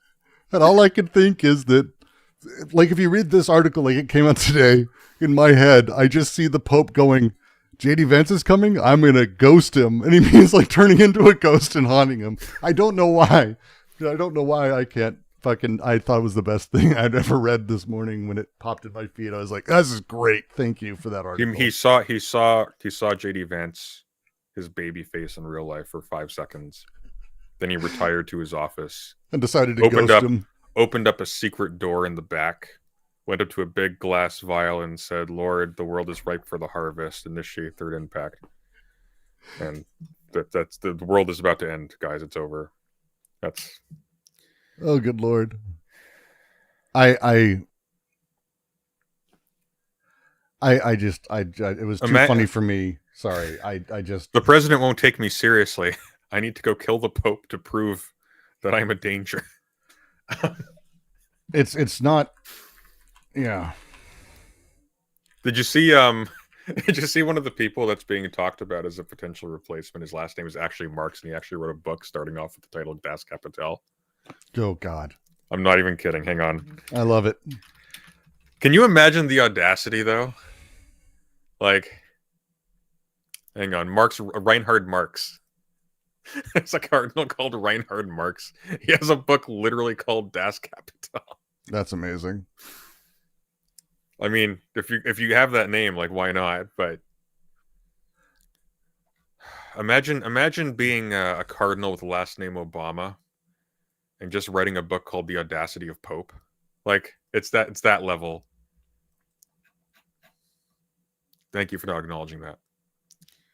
Yeah.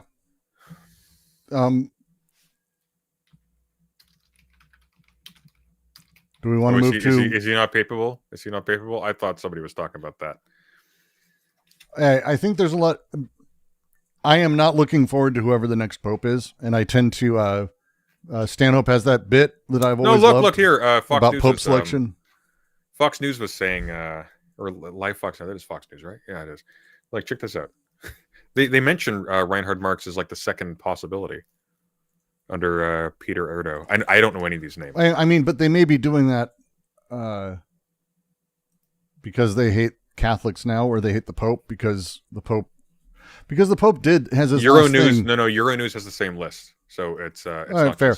But the Pope's last act after ghosting J.D. Vance was and all that. Vance. When he gave his Easter sermon, when he wrote about it was. Against the Gaza imagine bombing, being subtweeted by the Pope in an Easter sermon. Yeah. Like, it's just ruthlessly aimed directly at, well, I mean, for sure J.D. Vance, but everyone who's a Trump supporter. And it's all very direct. I do not think the next Pope is going to be that. And well, people are joking. I do think that we're going to see Trump demand that he's involved in the selection of the next Pope. And I'm not joking when I say that. He's going to find a way to that would be funny. That would be funny. I'm anticipating a conservative Pope. That's my guess. They've had their liberal one. I think there's been a very loud reaction against that because none of these people are actually Christians, and I think that's fair. I think you're gonna get a conservative Pope. No, I think they hate their own religion. I think they despise it. Anything about it that's sincere or robust, I think they hate. I think they just really except like the for idea the kid of having... fucking. They love that. No, they like that. Priests no, love that. They pretend that doesn't happen, and they really like the idea of having big gold-covered buildings to sell the book that says "To give your riches to the poor" from. That's the part they like. They also have the largest pornography collection in the world. They like that. They like how the Swiss Guard look in Total War. Okay, that's what they like. Reinhard Marx, Archbishop of Munich, chosen by the Pope Francis as a key advisor. Yeah, I don't care about any of this. It's a stupid religion. Sorry. I did want to go over one more thing about El Salvador before we get into Carmelo Anthony and all of that, because that's going to be a journey. But we can also jump forward if you're wanting to. I'm down. Sunday would make a good corrupt cardinal. I'd love to be a good corrupt cardinal. That'd be awesome. It'd be fun to be a corrupt cardinal, like in a Dan Miller novel or something like that. Like a less sex pesty Frollo. Okay, I do the witchcraft thing pretty well. Confusing. I guess he's a judge. He's not a clergyman, is he? I have no fucking clue. You might as well be talking about Dungeons and Dragons to me, or Warhammer, which is all kind of the same shit. Because your +2 spell of blessing is just not working on me. Sorry. That is very inappropriate. I know. But again, not as inappropriate as saying the Pope ghosted JD Vance.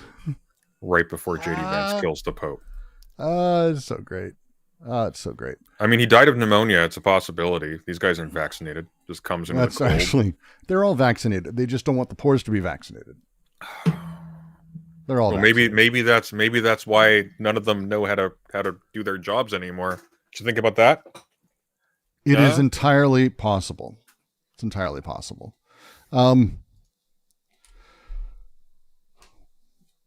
Shall we talk about Carmelo Anthony and this horrifying stabbing? Sure. Do you want to? Because we haven't done a ton of preparing, but there's not a lot of preparing I've talked about this before on my own channel, so I'm fine going into it. Feel free to start me up and summarize. I have been following it, but okay. Well, shit. What it appears happened is there was a school track meet of sorts. There were shelters outside. Austin Metcalf and his brother, I think, were going towards one that was theirs. Remind me the guy's name again. I apologize. The kid with the knife. Carmelo Anthony? Carmelo Anthony, thank you. Carmelo Anthony was in that space. There was an altercation because he didn't want to leave. Sorry. What was that? I'm trying to find links and it decided to autoplay shit. There was an altercation because he didn't want to leave. He had a knife and he, at some point in the interaction, he shanked Austin, who died. I can't remember if he died at the scene or if he died in hospital. But that's about it. And in the aftermath of this, there have been two sides. There have been people who have been spreading around bullshit rumors that have been denied by virtually everybody who was at the scene, with the exception of the brother.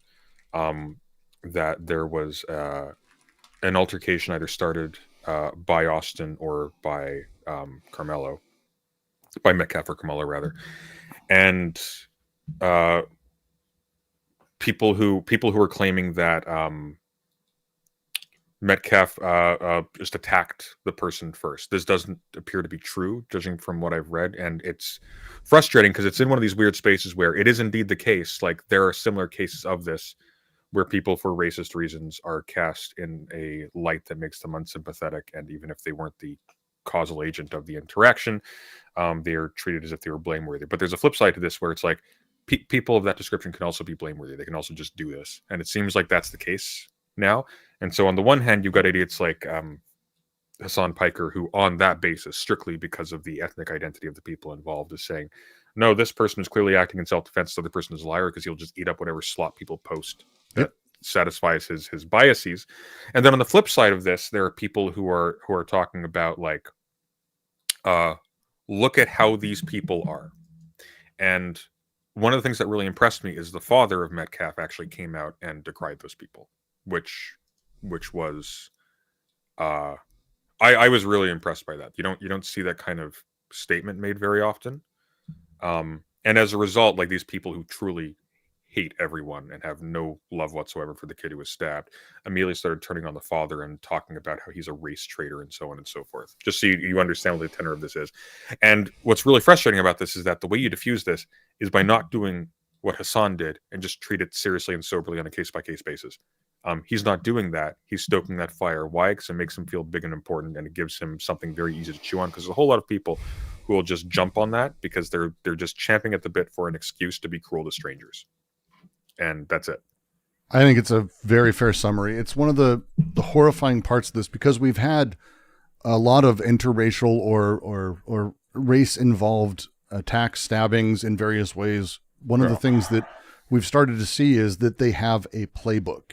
And when I talk about like the conditioning of suffering, when I talk about the way that we respond to these as a people, this is that playbook, and it's been refined over time, many, many times.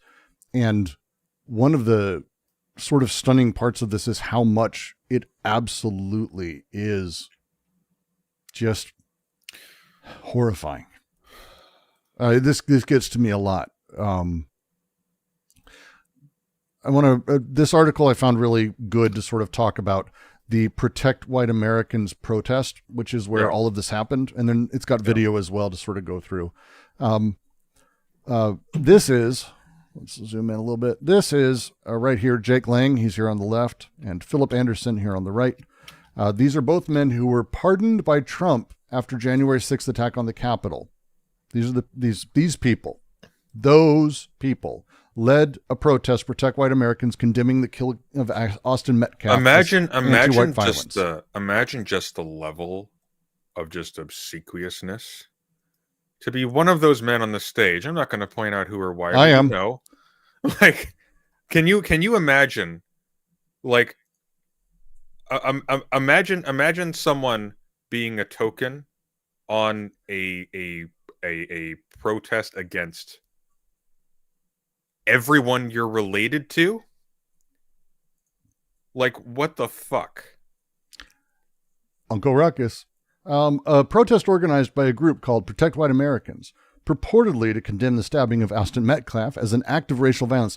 They're pushing the idea that this was anti-white hatred. Not that, again, this is, they're flipping the script of, oh, it's anti-black violence. No, this is anti-white violence done for that reason. Attracted more police officers and media representatives than supporters in Frisco on Saturday. But it led to an angry exchange between the protest organizers and Jeff Metcalf, the father of the victim. 17-year-old Austin Metcalf, fatally stabbed at a high school trap meet in Frisco earlier this month. Kamala Anthony, a 17-year-old high school senior, is charged with first-degree murder in the stabbing. First-degree murder is crazy, by the way.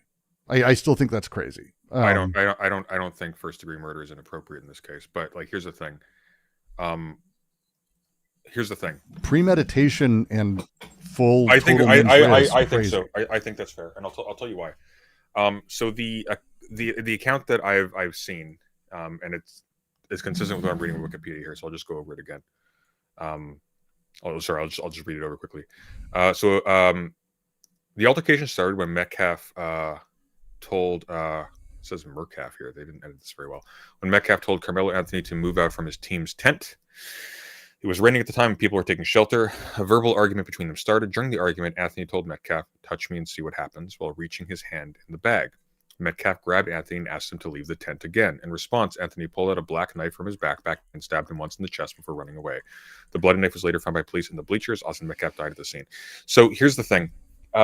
Teenagers love knives because knives are little swords and they think they're really cool.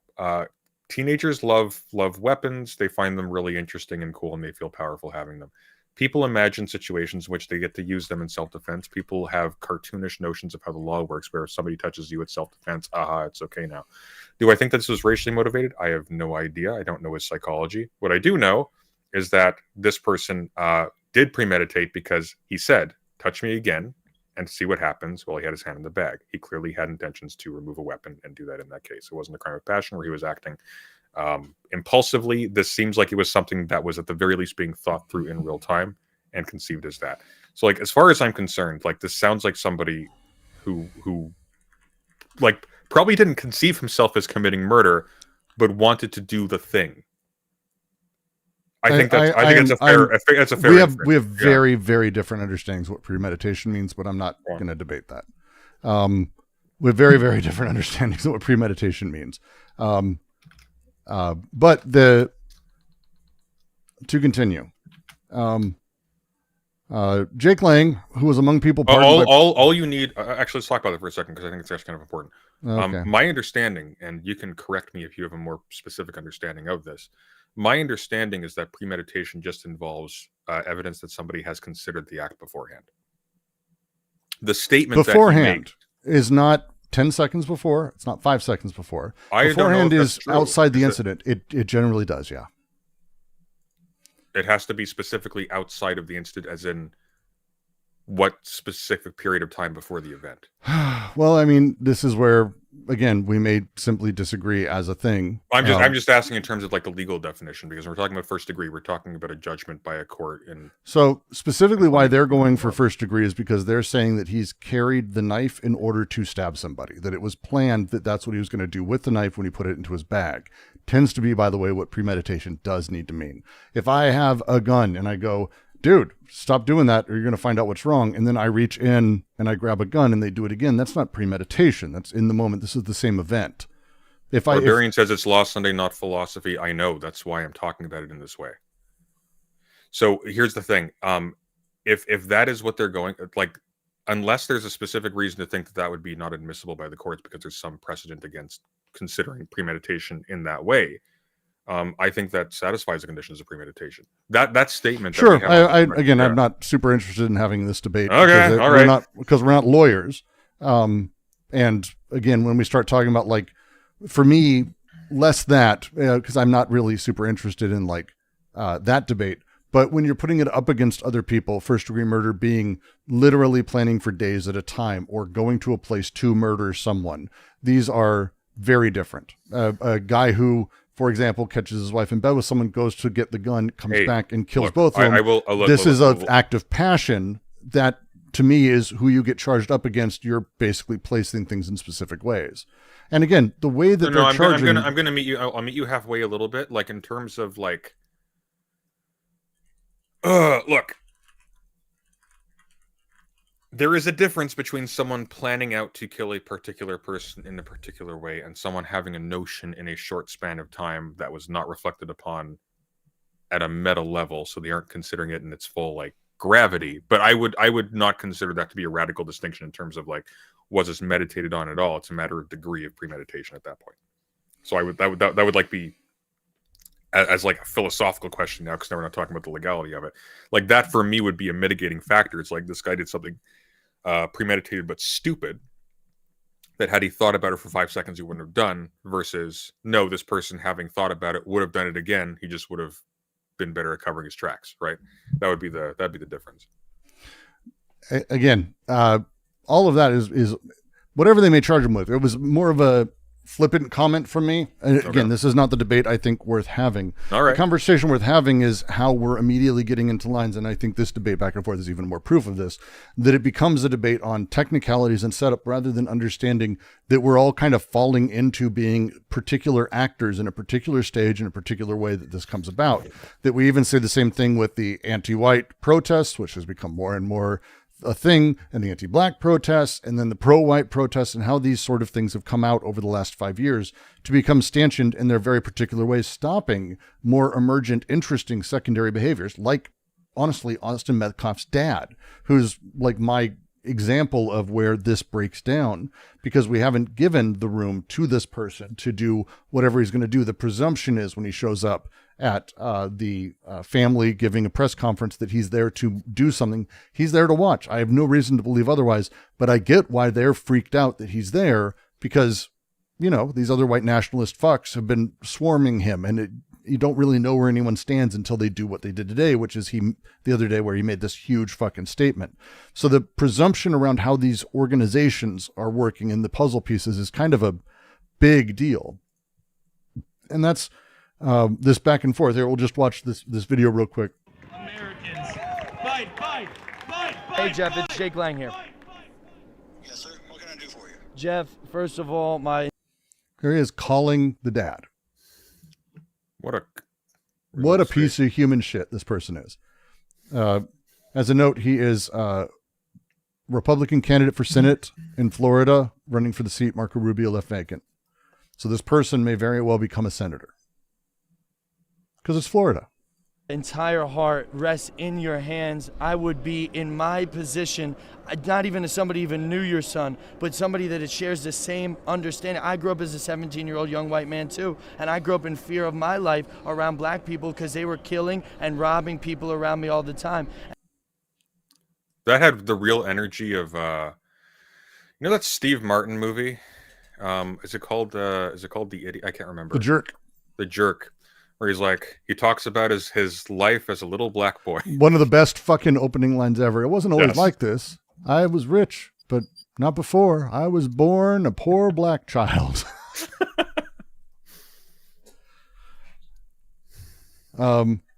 He has the energy of Steve Martin in The Jerk. If you haven't watched, there's a behind the scenes that they did because they sent a video. It's a trailer for The Jerk, but it says on the top and bottom for theater owners only. And it's Steve Martin laughing about how they're screwing over the audience. What? He's like the jerk. No, I'm getting more. He's like the villain from an extremely goofy movie. That's what he looks like. It's spot on The Jerk, like that scene. If you haven't watched it, you should. It's fucking hilarious. It's Steve Martin talking about how, and about 20 minutes into the film, it gets really boring. So that way everyone will go out and buy popcorn. We did that on purpose. It's fucking hilarious. No, look, he looks like this guy. It's exact. It's the haircut. Like it's the soul. This is what he looks like. That's the guy. It's the facial structure, everything. That's the guy.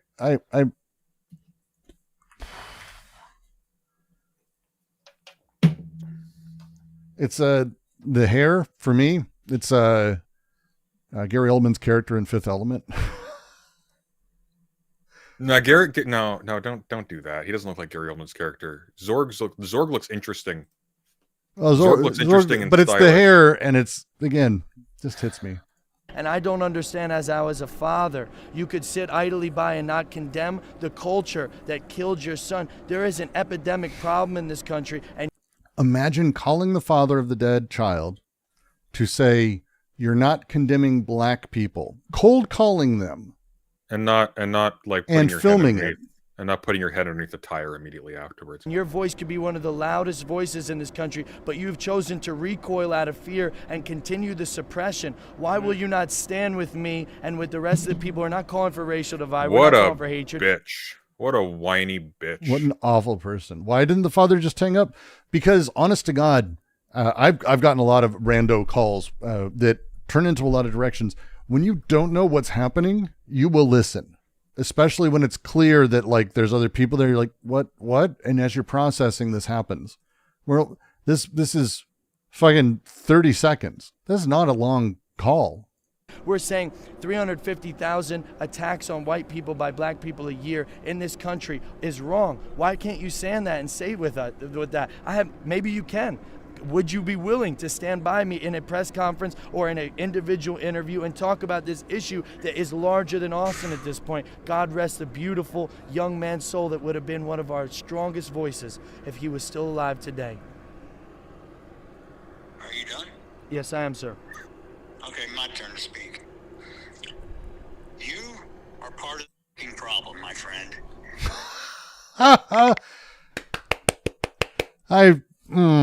Makes me sad, but it's so nice to hear. It just makes me sad. You're part of the fucking problem, my friend. Come on. You're trying to create more race divide than bridging the gap. I do not condone anything you do. You do not have any... That's called white guilt. No, let it talk. Of my son. Let me finish. You take my son's face off your website. I am not associated with you. You're creating more Austin Metcalfs with your weakness, sir. Wow. Wow. You are creating more Austin Metcalfs with your weakness. This is the ship where white people. He's probably creating more Austin Metcalfs because he has balls. No? Is that... I can't even mentally... Bruce Carter, who called Metcalf at the protest and put him on speakerphone so he could talk to Lang, said it's inappropriate for Lang to use Austin Metcalf's death for his political... Who the fuck is Bruce Carter? What a subhuman swine. What? Who is this fucking person who's this stupid? These people can't be this stupid. Who are you talking about? The person who called, apparently.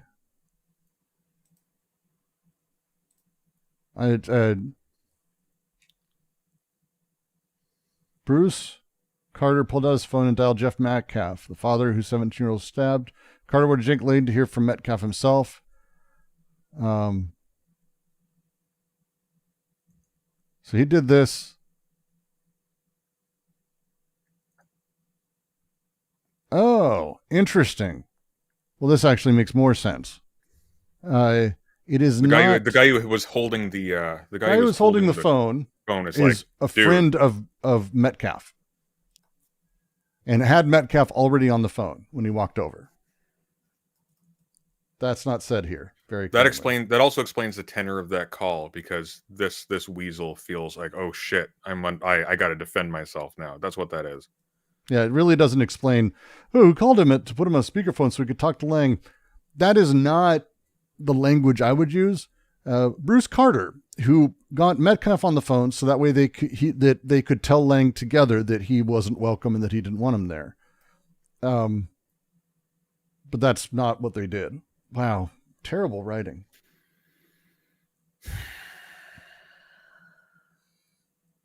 The Protect White Americans bus was blazoned with photos of Dr. Martin Luther King Jr., JFK, and Donald Trump pumping his fist in the air after he was shot at a rally.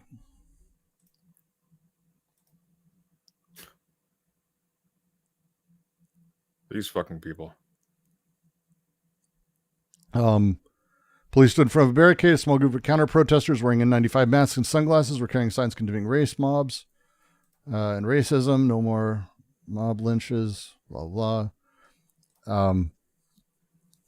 Several police officers escorted Austin Metcalf's father out of a press conference for the family of Carmelo Anthony on Thursday. Dominique Alexander, the president and CEO of Next Generation Action Network, who hosted the press conference, said Jeff Metcalf's presence at the press conference was disrespectful to his son's memory.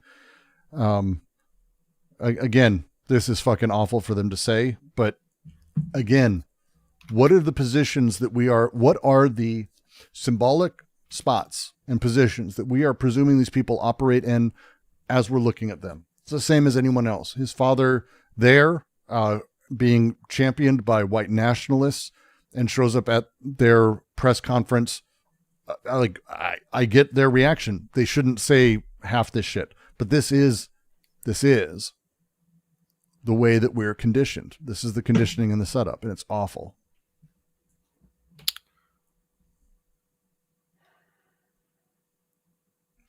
According to an arrest report, Anthony confessed to stabbing Metcalf, responding, "I'm not alleged. I did it," when the arresting officer referred to him as the alleged suspect. Yeah. As we're walking on the squad car, the suspect was emotional and said, "He put his hands on me. I told him not to." Yeah.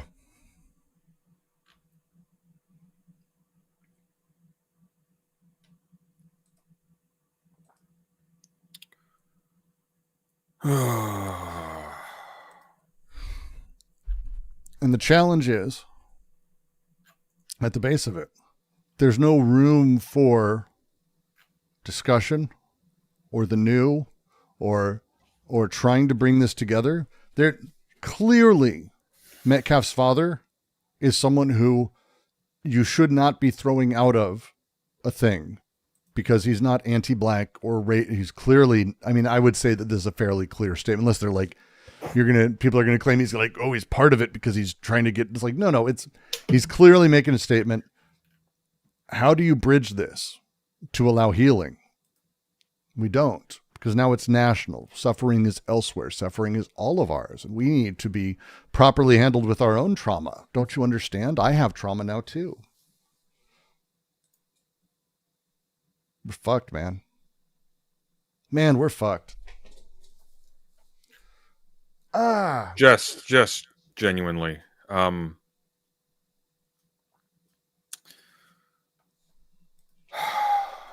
don't know. I'm a little bit hopeful because it seems like there's been some deflation in the cult of personality around a lot of these figures, both as a consequence of the doubling down, it's being stressed in ways it hasn't been before. And we're going to see all this come to fruition very soon, and all of a sudden people's cups of coffee are 3 times the price, because that's coming. There's no escaping it at this point. Like, that's all I got. No, I mean, that's I mean, like, imagine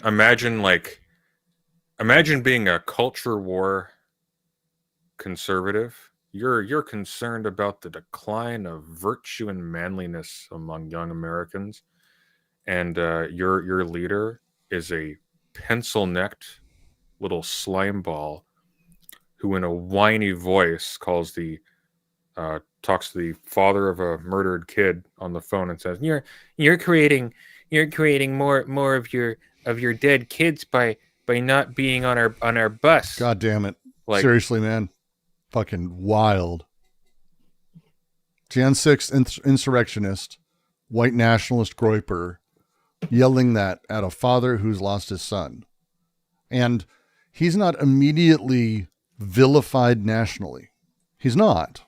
Like, that article was basically like, here are people disagreeing. Well, it's because that article was written by Wick. It's the sick mold-smelling glue that holds us all together. It's a Karen News, which is kind of like they call themselves NPR for Texas. It's kind of that sort of thing. Like, that's pseudo, I don't know, centrist leftist. But again, fucking, what do you do now? Because the families have kind of staked it out. The things that the Carmelo Anthony's family have said. They can't take it back. These things are ringing. They're no doubt ringing in Metcalf's ears. Metcalf, now having said this, no doubt that's ringing in their ears. And they need to do everything they can to try to get their kid not have his life destroyed forever. They're not wanting him to go to jail, so they don't want to do anything that makes it seem like he should. And so, what position do you put it in? The families of all the kids involved are getting swatted and threatened, apparently. Everyone's getting swatted, apparently. Even, I guess, Metcalf's dad, who we just heard, got swatted, but he wasn't. Yeah, last article, I think. You want to pop that up?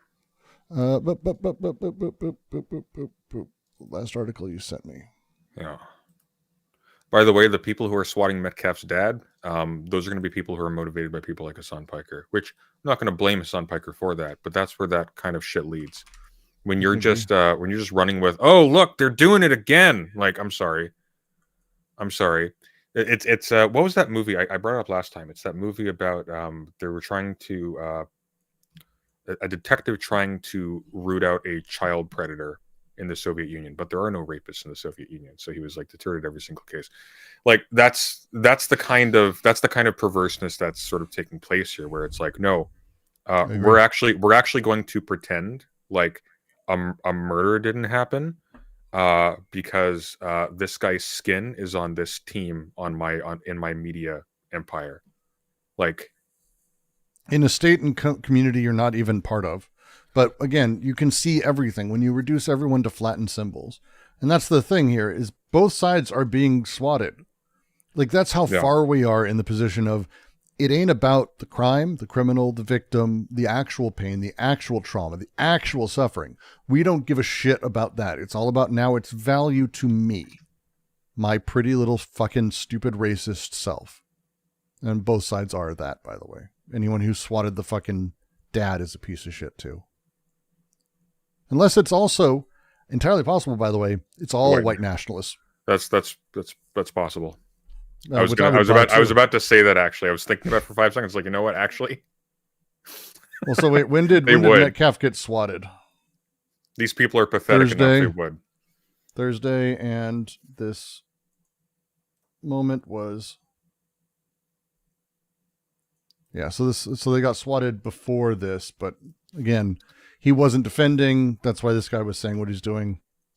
Just filed. Just fucking absolutely fucked. Families of Austin Metcalf and Carmelo Anthony are facing unrelenting harassment that's putting their safety and safety of the neighbors at risk. They've actually moved Anthony to like a safe house and they're hiding. The family's in hiding. Twice since 17-year-old high school student Austin Metcalf was killed, Frisco police officers have been sent to his mother and father's homes because of prank 911 calls. I gotta ask, wouldn't, like, what kind of cop? I'm on a no SWAT list because of things. People do this. I've had this happen. So you go to your police, you go on a no SWAT list. Wouldn't the police go, hey, boy, that Carmelo Anthony's house again? Why would they show up a second time? Because they're incompetent. They don't network with each other. And there's nobody who's actually like collating information between districts or so on and so forth. Like, you mean they're police? That's right. It's actually like a complicated process to become a cop in my country. They actually have some level of standards here. Which is a hell of a statement. That's because they're really low. They're really low. Now, but we actually have a high bar that's low. They have a bar that if you're too smart, they actually don't let you become a cop. Like, I would have difficulty becoming a cop here. Just to be clear. Is it because you're too smart? That's a real thing, by the way. We don't have upper caps on our IQ for police here. Don't get me wrong. They can suck as much as in the States. Typically not, but they can. It's an old thing, but they also very much have, and sometimes worse. This is an old thing. This is from the 2000. After all. This is 2000. Court okays barring high IQs for cops. Like, imagine a smart guy who fucking failed to become a cop because he scored too high on an intelligence test, sued to become a cop. He wanted to be one so bad. And they went, nah, you're okay with that. Imagine now becoming a cop after that ruling. I mean, all of them did. I mean, yeah, but it's just like, it's just like, just that being the case. The theory is that those who scored too high could get bored with police work and leave soon after undergoing costly training.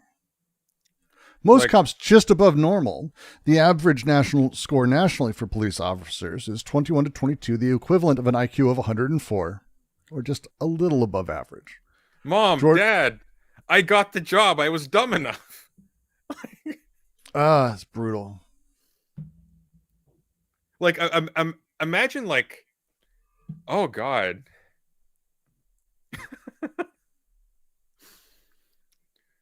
And it's just amazing. And yet, people will think, oh, the police are the good guys. They're there to protect you. They are noble, selfless human beings laying their life on the line to keep the peace and protect the innocent and so on and so forth.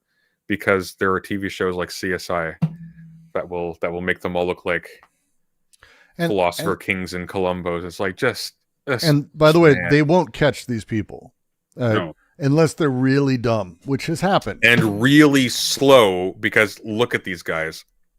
Bluntly. No, I mean, like, when you're really dumb, they don't use VPNs, they don't use anonymous. Like, there are people who've used their own cell phones to do this because they're stupid, which is fun. But good for them getting fucked. But most people never get caught for this. This stuff just kind of goes on and on and on. And only when they catch someone eventually, and then they find out on the person's side all the evidence, like, oh, you've done this 50, 60 fucking times. Yeah. Because the person tends to keep, like a serial killer keeps little mementos. People do that of all these things. They love angering and freaking people out. They love knowing they have an impact in the world because their existence is that of impotence. Like, imagine being completely impotent and then finding out that you had an impact in the world. It feels good. It's yummy moment. That's what they like. That's what they live on. Money, money, money, money, money. Keep up the good work. You might enjoy looking at Laser Pig, who did a video about cultural Marxism. Laser Pig? I think Laser. Do you remember when Destiny debated? I think this is Laser Pig. Remember when Destiny debated Coach Red Pill? Every time you mention people I don't know their names, I feel self-satisfied. May God secure his soul for eternity in the fourth boring pit of hell. Coach Red Pill? Yeah, the shit. You remember that Manosphere guy who died in Ukraine? No, but that sounds funny. It was funny. He was held because he tried to escape the border on foot. after being arrested and died of COVID and pneumonia. Wait. Gonzalo Lira. He debated Laserpig and Destiny at one point. It was a very bad debate. I have no doubt that it was. I'm going to use the restroom. I'll be back in 2 seconds if you want to keep going. Sure. I'm going to use the restroom and just get myself a refill of my tea. All right. And if you want, send me a link or two. I'm happy to watch something. Have you turned off likes for the stream? Can I do that? It looks kind of like you did, because I don't see them on the main stream menu. Let me pull this up. I didn't know I could do that. What? You can turn off likes and dislikes. That'd be awesome. Did I do that? Less. Why do you want to do that? No, I've got 70 likes. I see it. We got 193 concurrent viewers. It's terrible. They hate us. Oh my God. That's why you thought we had no likes, because it's effectively 0 at that point. It's effectively 0, yeah. That's really... I have to... Look at all these people. I see 61 I have likes. to go. Really? You do? You say that to my face. Shameless. Brooks, go to the bathroom already. No, don't use the bottle. You're too old for that. Go.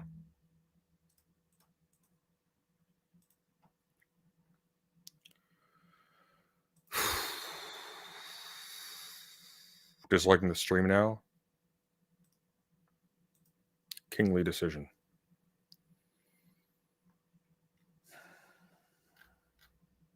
All right, the normies are gone. It's just us now.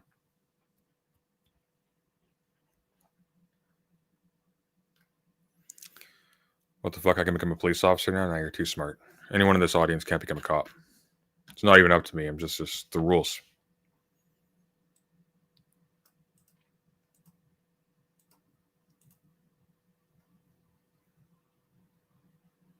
Then we got 89. That's still pretty sad. It's not even 50% of you. Shameful, really. Shameful.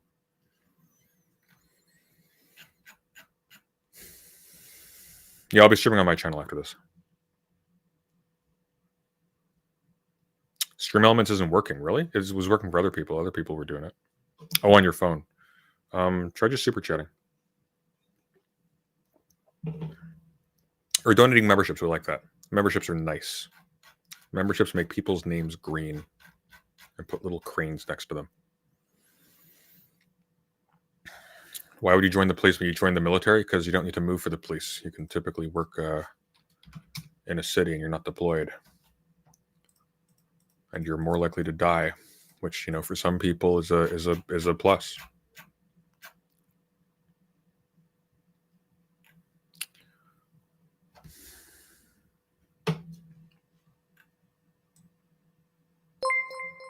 Wig! Thank you for the incredibly generous 50 gifted memberships.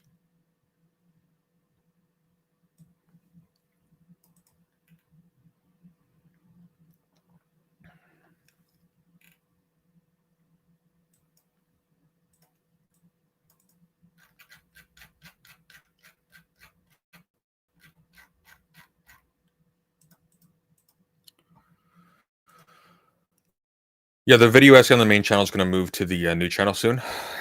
Just the main channel has a larger viewer base, so I put it there first just to advertise the Patreon.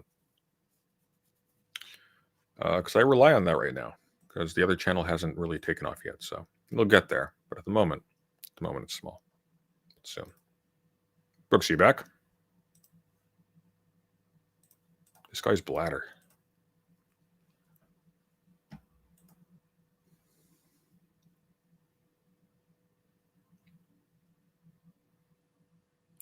Wig Wololows us once more. No, Wololo is on my channel. There is no Wololoing here.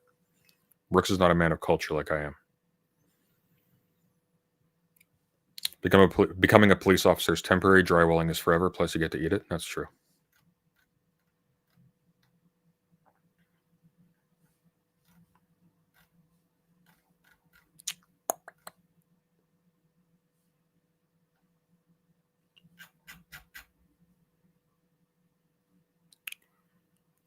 Activate gifted subs. We did activate gifted subs. They're activated. They are all activated.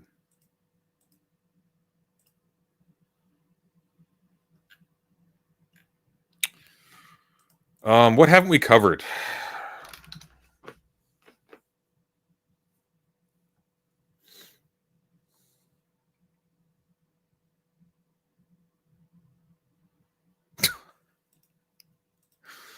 We can go back to Hegseth, I guess. Trump apparently said he's doing a great job. That's funny. That's funny. That's very funny, actually.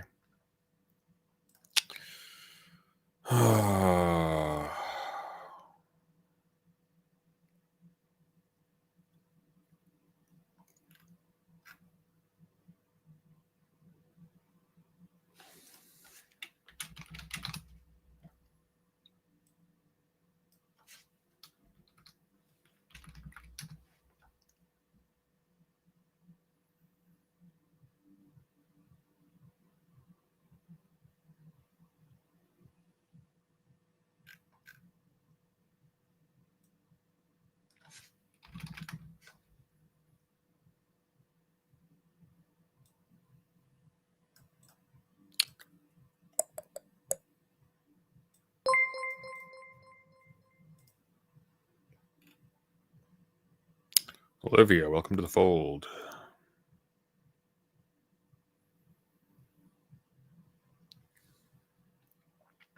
RFK wrote a critique of Anti-Oedipus.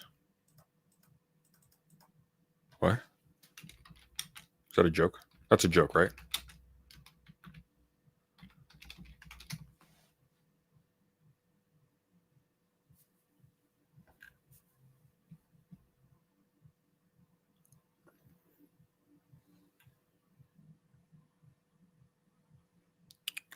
Check out the video game Lori's Lore. Loris's Lore? I don't know. Lauren's Lore. Lauren's Lore. I can't even see that. The font is so small.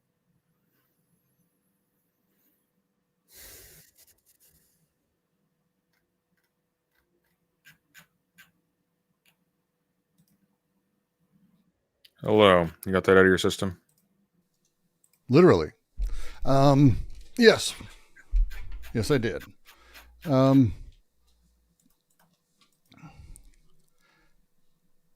Well, I don't know what you want me to say to that. Nothing. What are we cover? What do you want to do last? We've got. We can fit in one more segment. We can definitely fit in one more segment, and I think there's a conversation to be had around the same thing we've kind of stuck a lot with. I don't know how else to do it, but say that we're talking about how's the stock market doing today? Do you think? No, not again. My cousin told me at Veterans Affairs she works at is cutting staff and not celebrating LGBT pride. My other cousin, a therapist in Tennessee for LGBT youth. I am both not surprised, and that's incredibly tame considering what we've been seeing so far. But yeah, it's rough. I hit up the Cookie Monster, make me donate. No, we didn't. You lying cur. Sorry, what? I called, there's only one person besides my brother who actually went to Columbine that I still keep touch with. And I called, we talked a little bit yesterday. And like the third thing she told me, she's like, you won't believe this, but Musk fired me. She has worked for the Department of Energy. And like her husband's on the chopping block next. And it's like, what the fuck? Or what? Like, it's just completely, everything's broken. But not as broken as the stock market, which lost $1.3 trillion today. $1.3 trillion. The Dow is down 2.5%, S&P down 2.3%, and NASDAQ down 2.5% again. Why don't you, Do you pop think that that graph Joe on Biden here? was photoshopped into the photo that he posted with his family on his Twitter on Easter yesterday? It looks extremely photoshopped. Can we look at that? Yes. Let's look at that. Um, Before we have to do frickin' stock stuff again. Oh my god. Hey, that stuff's great. Oh my god. Hang on. Let me show you this. This is actually okay. One sec. Oh no. Is it this? It's in submissions. Just you'll see what I mean. I think I think there's something to this. Oh, Joe Biden, what are you doing?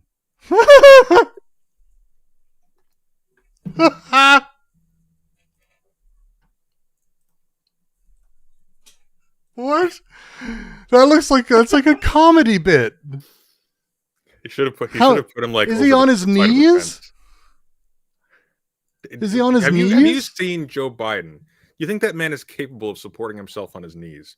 He could barely get up into his plane. Someone cut him down, but didn't cut him down far enough. And why would he be in the back? Why would he be in a suit with that? Why would they be taking the photo on a flight of stairs? And the lighting doesn't match. It's all fucked. Amazing.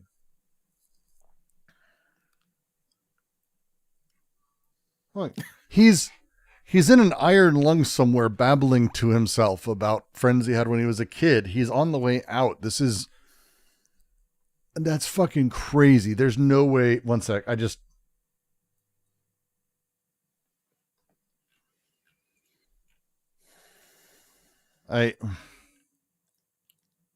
If you could scroll down a little bit.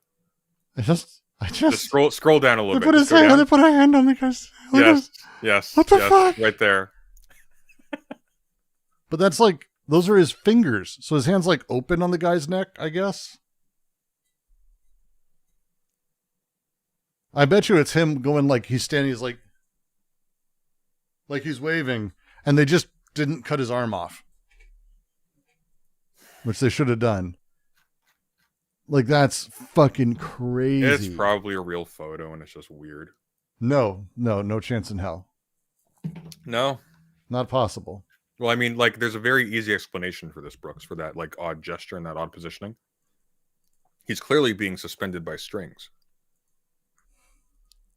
It's like, here's the thing. These people are sitting. We can see them sitting. This guy's sitting. We can also see next to him where the edge of the fucking patio is. Like, this would make him, like, if he's back there, then he's taller than this lamp, which, again, like, it's just confusingly awful. Why would they do this, man? I mean, assuming he did is the thing. Like, okay, where was this posted? Was this on, like, their Instagram or? That's what I was just looking to try to find it. Because it could also be something that just somebody made. Because this shit gets made and then shared around. And then people say, oh, look, the president said this. Oh, really? There was, Nope. It's real. It's real? Damn. There's his ex post. We wish everyone celebrating today. Looks just like Ike the Goebbels family photo edit. It does look. It's. Wish everyone peaceful. That's. Can I bitch about a thing real quick? Sure. Pet peeve. Look, X is useless. You shouldn't be on it. But I think the thing I'm most tired of on every single post that exists in the world is, Grok, is this true? It's on every fucking post. Check this out. I just.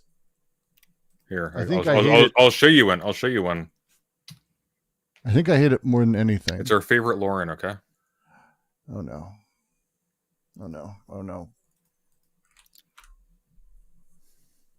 So people have been sharing this around, and they will not retract it. They aren't. What is this? There we go. They aren't rectifying what they said or whatever. This is an edited thing. She never said this. No, it's perfectly plausible she'd say this because she is that stupid. But it's clearly edited. It's the font's not even right. Yep. And it's not centered. That's weird. Why would they? That's weird. It's terribly done. Yeah. But you still have like shitheads like this Adam person just sharing this around. Like, haha, look at these dumb Republicans. Well, hey, it doesn't have the top reply. At Grok, is this true? Is not in there. So at least this is a better post than most as far as I'm concerned. Hang on. Is it though? Hang on. No, I think it's in there. I definitely saw it in there. No? Oh, maybe not. Oh, there it is. No, go down. It's there. Goddamn. Grok, is this true? It's below There's an ad to Ask Grok, and then it's just a little bit farther down. Keep going, keep going, keep going. Yes, Good yes. to say this. Very There nice. it is. All right, and that was bravely scrolling down X, one of the I more know, exciting Russian roulette forms of entertainment that exists these days, to find out if our account's going to be existing tomorrow.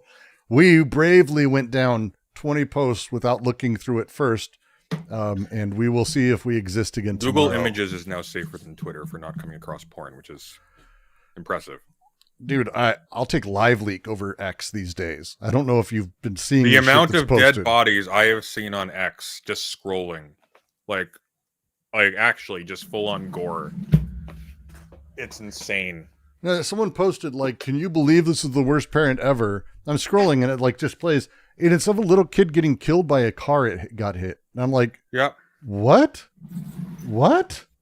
No, it's What the because the fuck? worst people on Earth suddenly are able to make up for the fact that nobody can stand them in real life. That's what social media has become now. It's a place to channel the worst impulses of humanity and the worst people in humanity into ad revenue. It's great.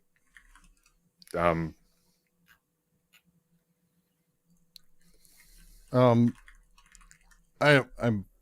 So the best argument against the doctrine of hell, like, isn't this shit all redundant? I can't even mentally, like, yeah, it just,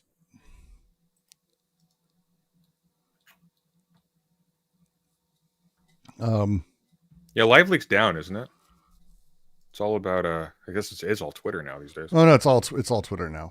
Live Leak got sued or something. They're all no, Live Leak got sued into the fucking ground. Yeah. Like, for sure. I know stocks are less exciting, but there's like this is stuff that's like impacts us in ways that's really hard to even This sort is of, important and educational, chat. It is because, Okay. do you need me to explain how? No. I'm still gonna make fun of you for saying that though. Feel free. The dollar has hit a 3-year low. And you have to remember that means basically COVID was the only spot lower than this recently. Trump has upped his attacks on the chairman Trump of the is Fed. an administration based around nostalgia, so he's taking us back to his the end of his last term in office. He's attacking the chairman of the Federal Reserve, which, again, I ain't a big fan of any of these people. Is the book 2666 good? If not, please recommend lit. Have you read that? I have not read 26. You're aware of it, though. I've seen it. It's got a very distinct. No, it's in my list of books that I've like got to read. I've got too many unique fiction. Like it's unique fiction, and it's only like, I want to say 20 years old at this point. It's just in my list. I haven't had a chance to read it. But 2666. It's under 20 years. Came out in it's just over 20 years. Shit, damn, really? I thought it was 20 years. It's like exactly 20. It was from 2004. It's exactly, well, there we go.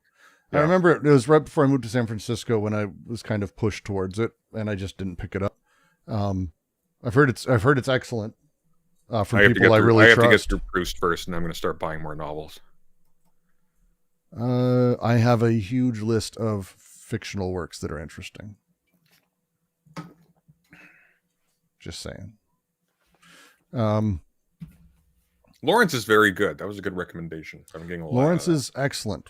Brian Gatling, the Vor trilogy is going to be a recommendation until you read it, because you like fantasy. I still have to. I'm going to. I've got the first 2 chapters alone are like, just, they sell anyone on that shit. It's incredible. I'm finishing my first pass of this because I'm like 30 pages away, so that you can belittle my reading of it again for the next year.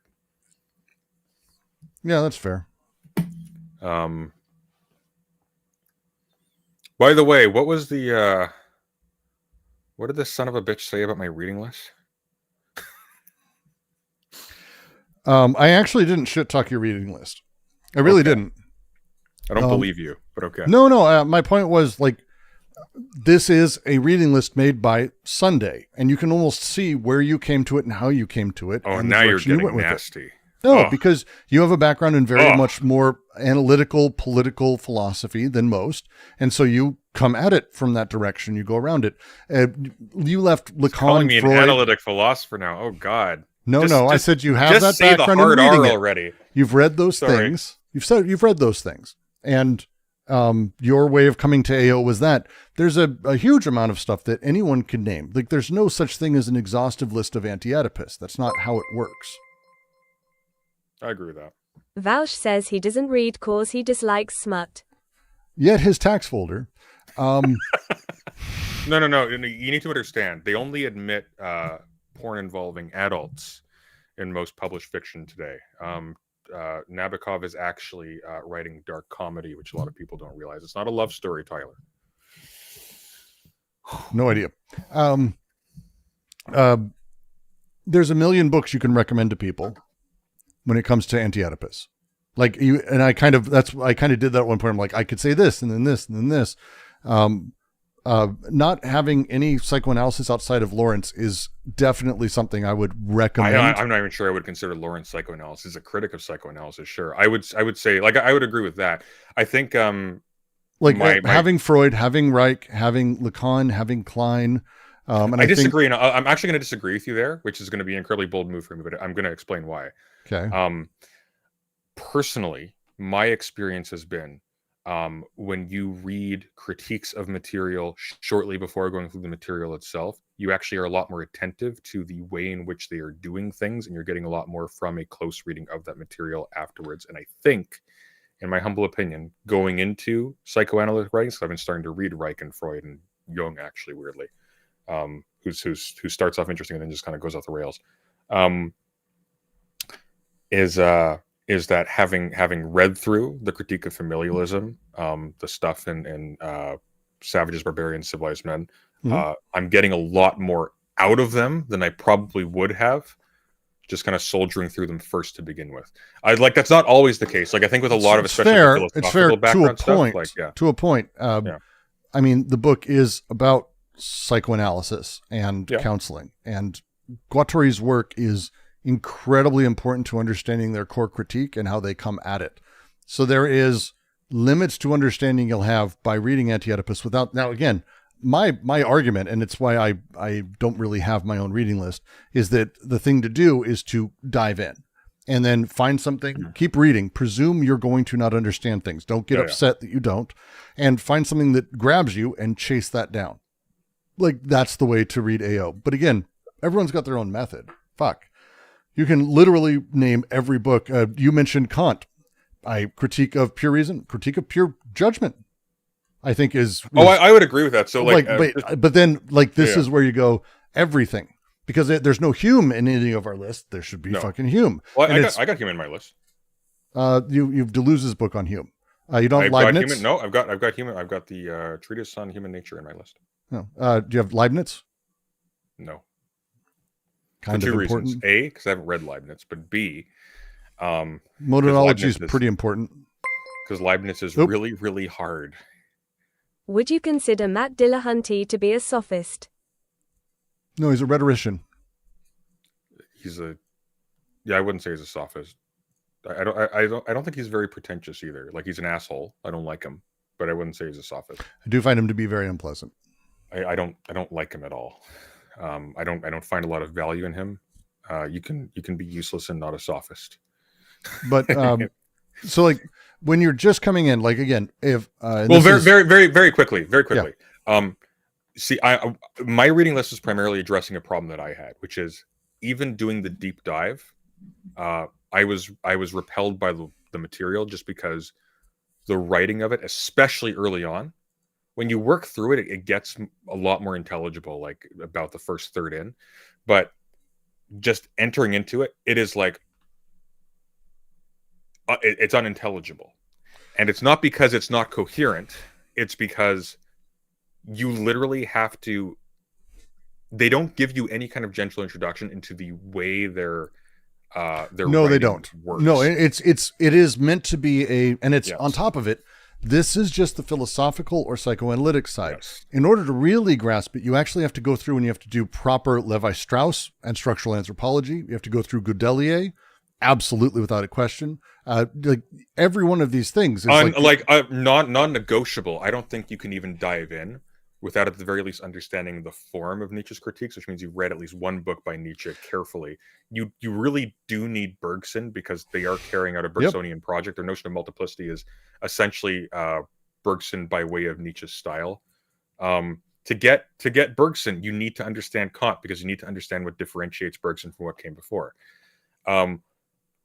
That's my approach. Is not like, this is how you understand Anti-Oedipus. My approach is, this is how you understand their fucking English in translation. Because I could not get past the first chapter for like years. And I'm finishing my first read through of it. I made the list when I was like halfway through Introduction to Schizoanalysis, which is just real quick, by the way, because I just want to say a thing. Everything. This is the never ending thing. Yes. It is Bergson, but it's Bergson by way of Riemann. I don't even know who that is. So there you go. Is the ontological argument of God a good argument? No. The answer is no. Riemann is a mathematician who only in the last year have I come to understand. Again, this is the beauty of all of this. And Riemannian geometry at the base of what he was doing is very much, but again, the mathematics of it, the historiography, the social anthropological side, the philosophical side, the psychoanalytic side, like you name a thing, Deleuze is doing all of it and bringing it all together. Oh, right. No, I know Riemann. I didn't know how to pronounce that. I know who that is because I read the Riemann in there. Riemann. I've had Riemann or Riemann. People both have told me. Riemann is the one I've heard most. Everything wrong, and it drives me crazy. I do it sometimes. I do it intentionally for you, though. That is fair. I don't believe. No, that's no. Oh no, I've done that for sure. It was like when I kept telling you that Berserk was a terrible anime and comic, and you just were furious, and then it turned out, no, I actually really love it. What are you talking about? The ontological argument is a great argument for God, except you lose what God means in the process, and that's not made explicit because it doesn't establish anything that you would want it to establish if you're trying to argue for the existence of a Christian God. Just so you know. It also doesn't actually work philosophically for other reasons, but it's not a bad argument by itself. It is a bad argument. It's a bad argument depending on how it's used. It's a bad argument in the same way that Kant's epistemology is bad, but it's not bad. It's actually really good. It's bad now. Sure. I was just answering quickly, but the answer is still it's bad. Back to stocks. The difficulty with Deleuze and also Guattari, which not having any reading of Guattari in the list, that's sussy. Just not saying. Having any Guattari in the Guattari in the list. Yeah, but there's a reason. Guattari is so much harder than that. The list is to be able to read the thing. These I would say specifically if you get a chance, Chaosophy, which is I would say he's at least as hard as Klosowski. Like it's not a matter of like the concepts being difficult. It's a matter of the writing style being impenetrable. Like these people write really densely and really like unintuitively. Chaosophy has about half of the book is dedicated to basically expanding Anti-Oedipus. And it's very, very crisply written. And mostly from interviews actually with both of them. So it's more of a conversational kind of thing overall. Worthwhile again. And this is where we start having the, what are you doing? What are you getting about it? And that's what the whole point was. Okay, hang on. Chaosophy is like a collection of... And I disconnected again. One moment, everybody. It keeps kicking me from this, and I don't know why. I think it kicks me. And there's Sunday. Nope, I'm back, Sunday. Are you there? Did I disappear? I disconnected, I think. And I don't know why. How do you keep doing that? I don't know. I'm back. It doesn't matter. Am I back? Yeah, you're good. I've got a menu over my head. Yes, you do. Because I'm trying to share a screen to you so you can see things. Sorry, you were going. Group of skills was pretty straightforward. It also probably wouldn't help tremendously. No, it wouldn't. Guattari's works as a whole, I think, really inform. And again, it's more of an after effect. You can chase everything. You can chase everything forever. They're thinkers who necessarily are complex. That's what they do. Hey Brooks, have you finished reading Brodel yet? I mean, I read Brodel before. You read all 3 volumes of Brodel. Yeah, I've had him for like 3 years. We talked about this when I got the 3rd one, and I was all excited so I could start it. I haven't read, my new one was Worms and Cheese. That's my new understanding of the peasantry. The worms and the cheese? Yeah, worms and the cheese. The cheese and the worms, actually. Whatever, I don't care. I will never get that right. I think I've always fucked that up. We had a reading of it on our server. I think you have. Yeah. Go on. Brodel. Let's people are asking, who the fuck are you talking about? One sec, I had him out.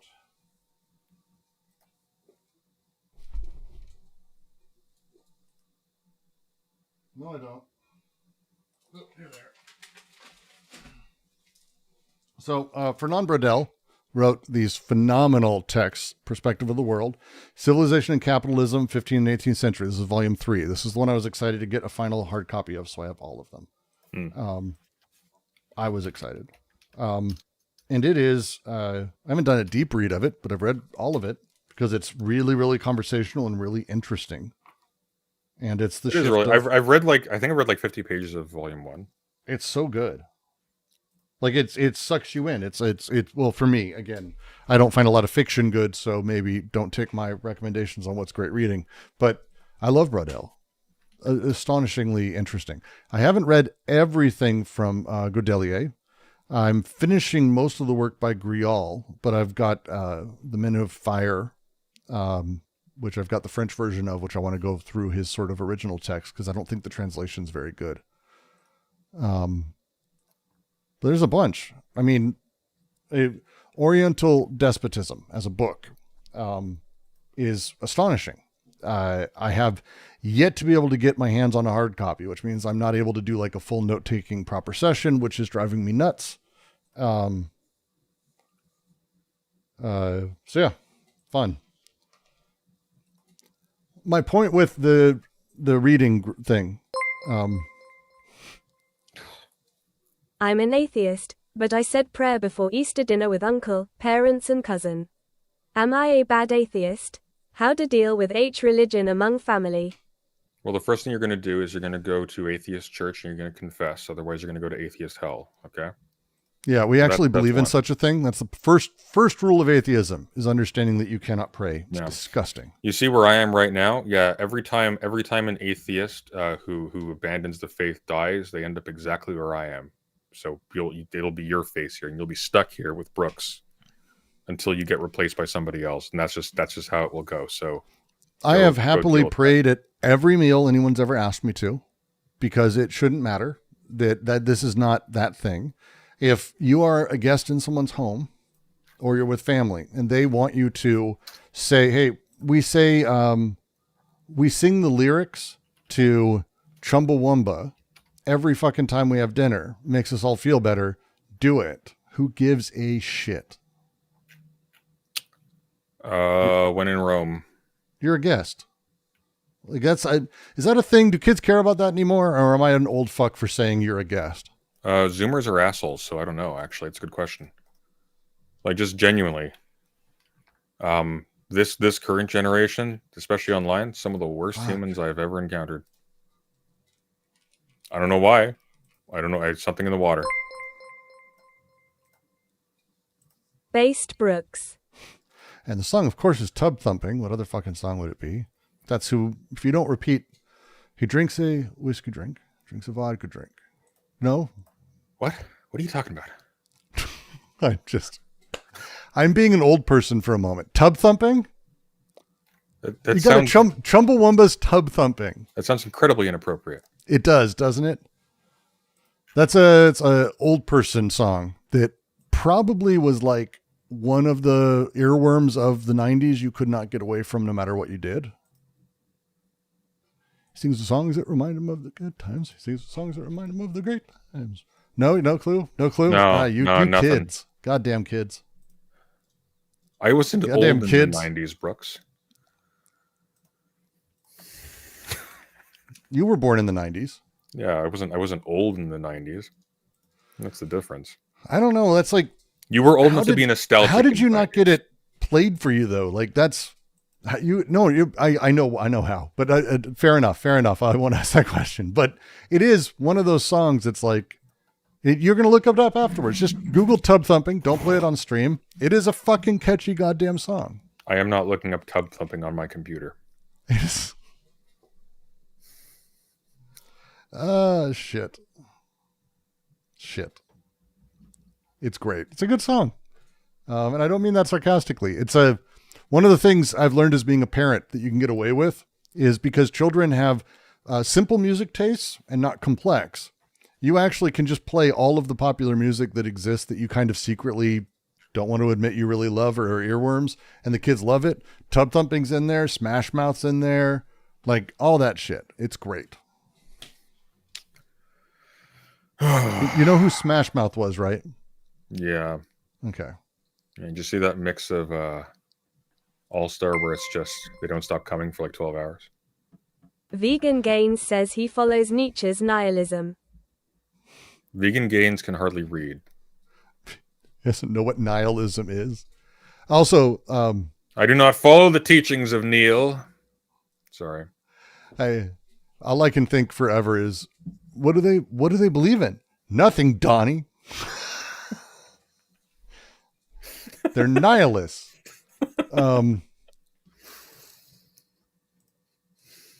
Oh fuck. To try to get through the stock market thing for a second. Look, it's important. Here's the thing. I'm going to try to sell you on why this is important. Okay, make us eat our vegetables, Brooks. All right. Go on. So, when the Fed was created and we have this sort of central bank, one of the things that has been very sort of sacrosanct to keeping things operant for the business community is that the president and Congress do not have control over what the Fed does. They don't get to say, do X and you have to do X. The Fed can agree to do things. The Fed can take part in different policies, but they can't be ordered to do different things. This is one of those odd little quirks of the liberal order or conversational rules that has actually kept things working fairly well because presidents are reactive. Generally, chairmen of the Fed are across presidents. They exist for a very long time. Alan Greenspan was not a 4-year guy. This was someone who was there for a very long time. The way that these tend to work is that they have their own philosophies, they're set up, and they're kind of beholden to banks and private industry. Not saying this is a good thing.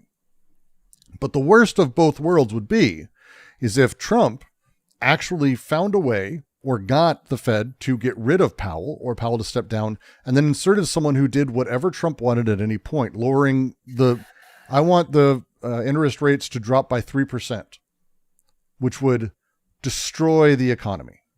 Trump is stupid enough to demand these kinds of things. If you don't know that, like when I say destroy the economy, I mean the end of the economy kind of shit would start happening. And Trump has already started having attacks on Powell saying, I'm replacing him. He'll step down if I want him to. Fuck that guy. He's not doing the right thing. And he's taking things down in an extraordinary way. It would be total financial meltdown.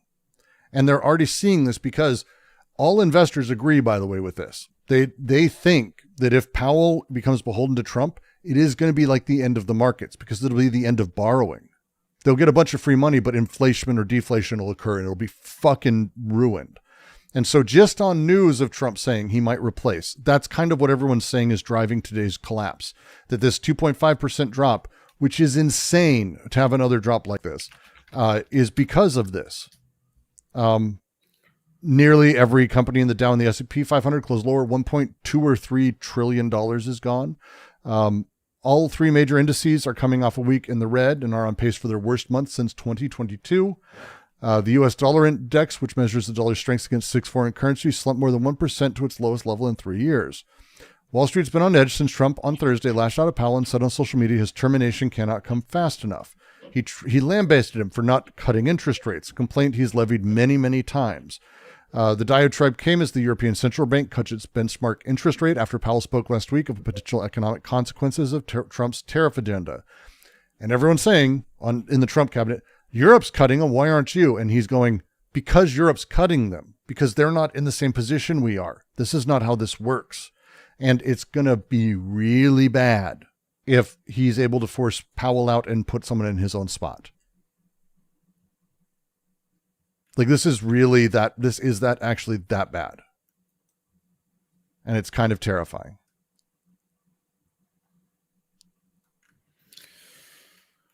I wonder if it'll precipitate some actual pressure by the courts against the unconstitutional actions of this administration, because it's...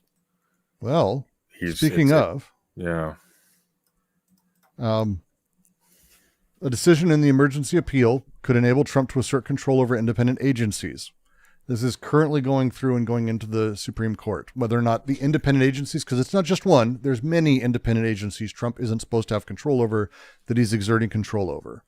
And if he's able to, the Supreme Court's actually going to be deciding very soon, or they could completely impede.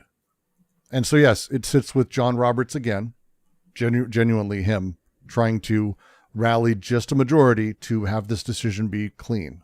And it's going to be a problem.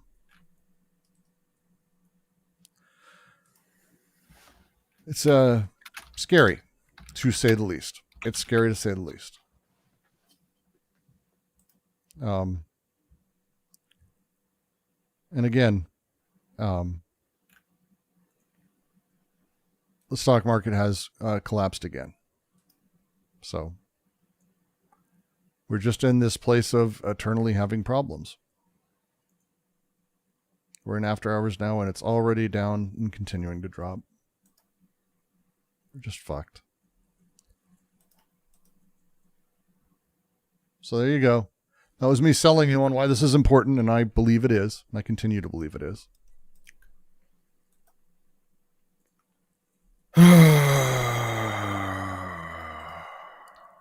I had more depressing news. Or interesting depressing. Oh boy, I love that kind of depressing. So we've been following this El Salvador thing for a bit. Yeah. Oh, the laundry? No, send that one over for sure. Yeah, Shakespeare in our server. Now here's the catch.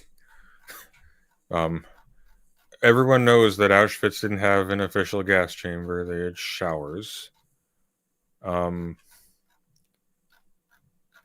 Apparently the label on that CCOT building we were confused about, with the red pool and the things that look like not bodies. Apparently up close it says Lavanderia. Yeah, so apparently it might be a laundry location. It also doesn't really matter, but I mean, hopeful. Yeah, maybe it's just a laundry. Well, worse and more interesting is El Salvador. Again, when we were talking last week, I kept mentioning how there's a lot of pressures in a lot of directions. El Salvador has now offered Venezuela a prisoner swap, which includes Venezuelan citizens that are being held at CCOT, the U.S. deportees. So we sent El Salvador bargaining chips for them to have political prisoners in Venezuela traded with El Salvador. So just to read, because this is fucking crazy. El Salvador's president has offered to repatriate 252 Venezuelans deported by the U.S. and imprisoned in his country, if Venezuela releases the same number of political prisoners. All of them. That's all of them, by the way. Bukaki appealed directly to Nicolas Maduro in a post on social media. He said many of the Venezuelan deportees had committed, Venezuelan... Was Mark Twain based or a hypocrite settler? Mark Twain was cool. He was a writer. He's a writer. It's cool. He brought attention to race issues in a lot of complicated ways, and I think did some decent writing. I don't know. Is he hypocrite? Do you mean he was white in America? Is that where we're going with this? White in the American South is not a fun thing. If I had been in the American South, I would have freed all the slaves myself, just like Rambo. I would have been able to do that. We are getting a lot of really weird ass super chats. It is a weird day. I'm down with it though. I can take them. This is not. It's not. Could be worse. Could be worse. Later, Venezuela's chief prosecutor, Tarek William Saab, criticized Bukaki's proposal. He demanded to know what crimes the deportees were accused of and whether they had appeared before a judge or had access to legal counsel. Okay, so just before we keep going, realize the hilarity here, which is Venezuela's like, yeah, but did you prove it? No, because we sent them without due process. That's amazing. That's amazing. No? No, I'm just. I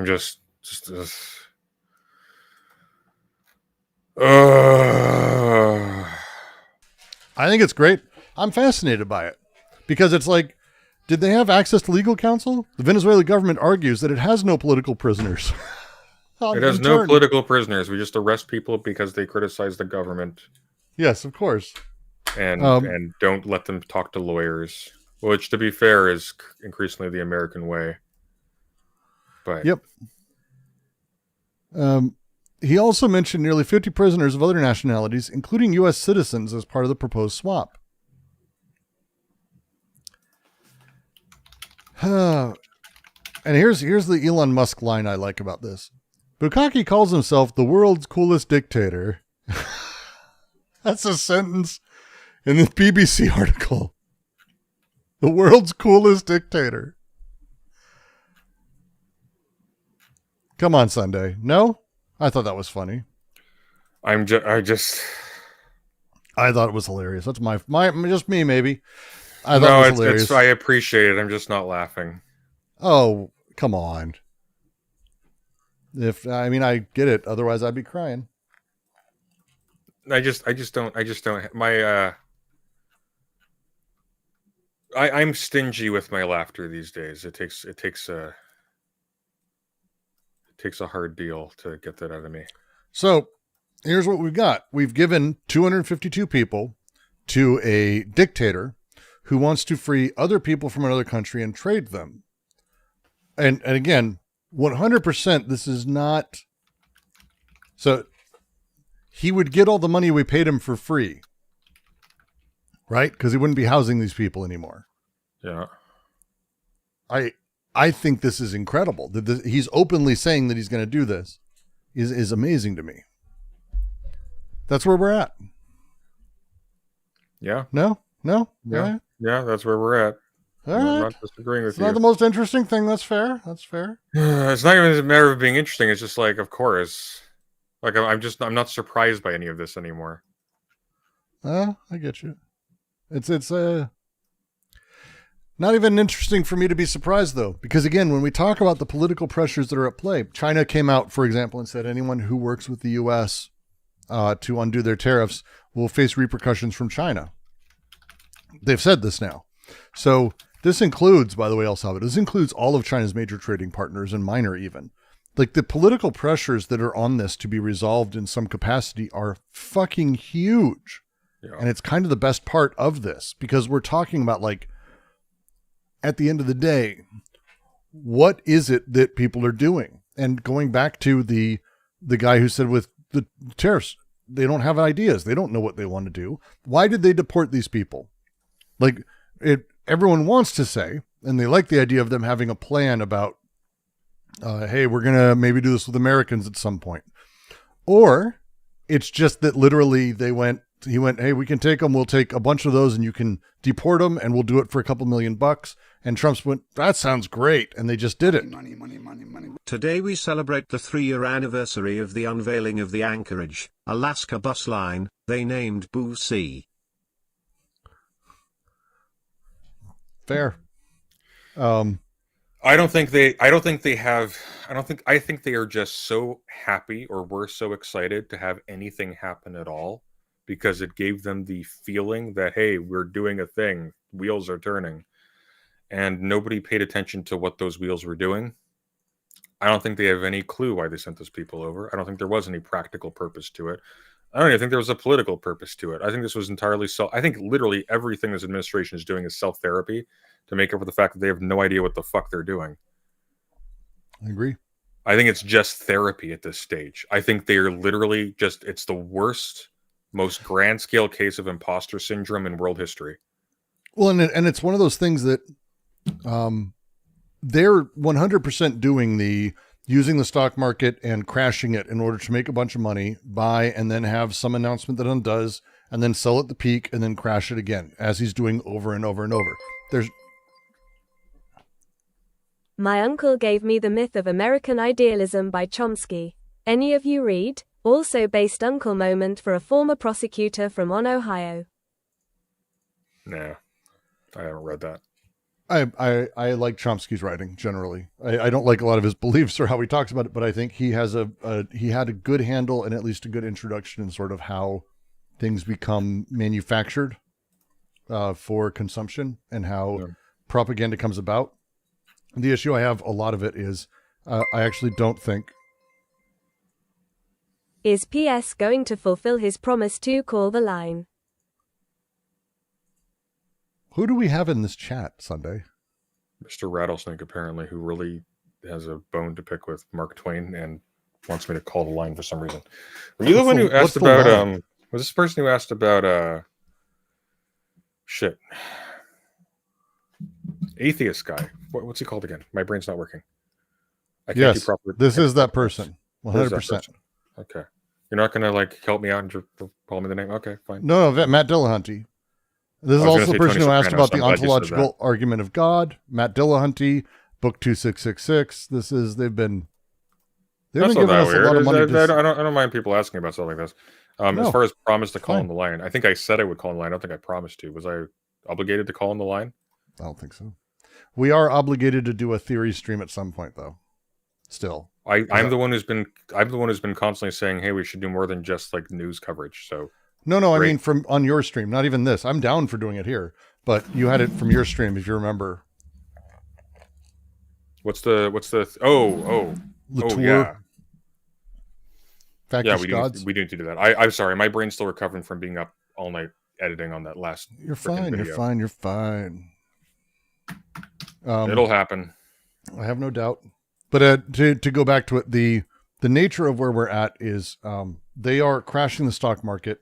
Everything else they're doing that sounds like they don't even care if it does anything. It just sounds good, and it involves these things and touches and signifiers because they know their audience, because they're QAnon dumb fucks across the board, will just build it into whatever they understand.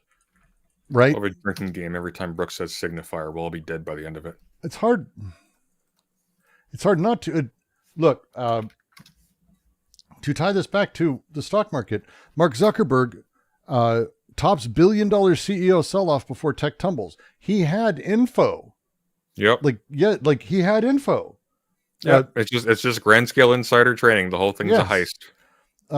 Zuck led the sell-off, divesting more than 1.1 million shares for roughly $733 million via the Chan Zuckerberg Initiative and its related foundation.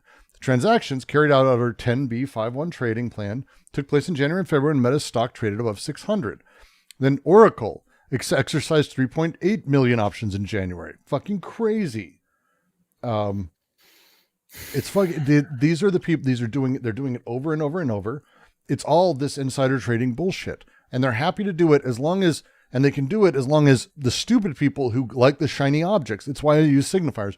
Oh, look, he got rid of a bunch of illegal rapists. And they're like, ugh. And then they're over here just fleecing everybody. And it's bald-faced, open, just visible, and it's ruthless.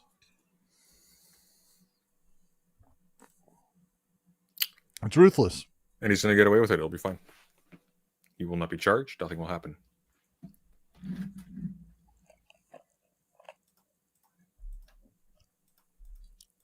That's it. No one's going to get charged. They're going to own most of this country anyway. Well, arguably they already do, judging by the gifts that the Supreme Court members were willing to accept and not disclose. This is fair. Those are the ones we know about. They absolutely have ones that we don't know about.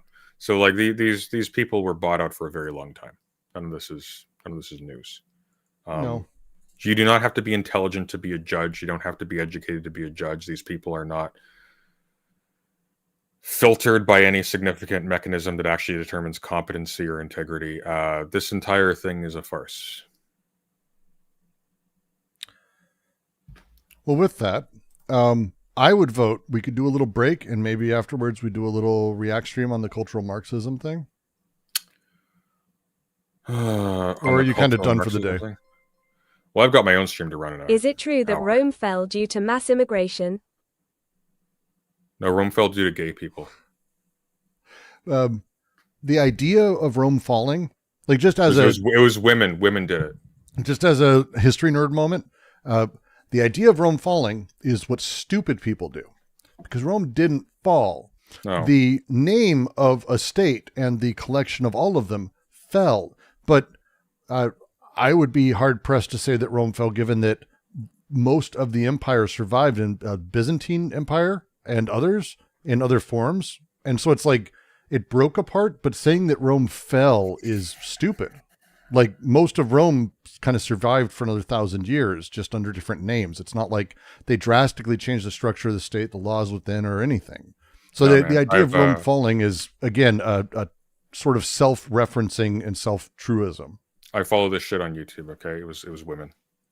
Women caused Rome to fall. I keep forgetting. Yeah. Yeah. Women and effeminate men in easy times. They weren't hard enough. You know, like Rome falling in like when I don't even know. Like what, the Renaissance? We want to talk about I thought people liked the Renaissance. Like I don't even understand how this stuff. People are very interesting. Well, Renaissance fell too, didn't it? Everything falls. Everything falls. Even the Mona Lisa is falling apart. That's how it works. Time passes. A new dead pope means new live pope until there's another dead pope. That's how it works. We're just a series of popes. We're just a series of popes. I can't remember if we covered this. One second. Oh, no.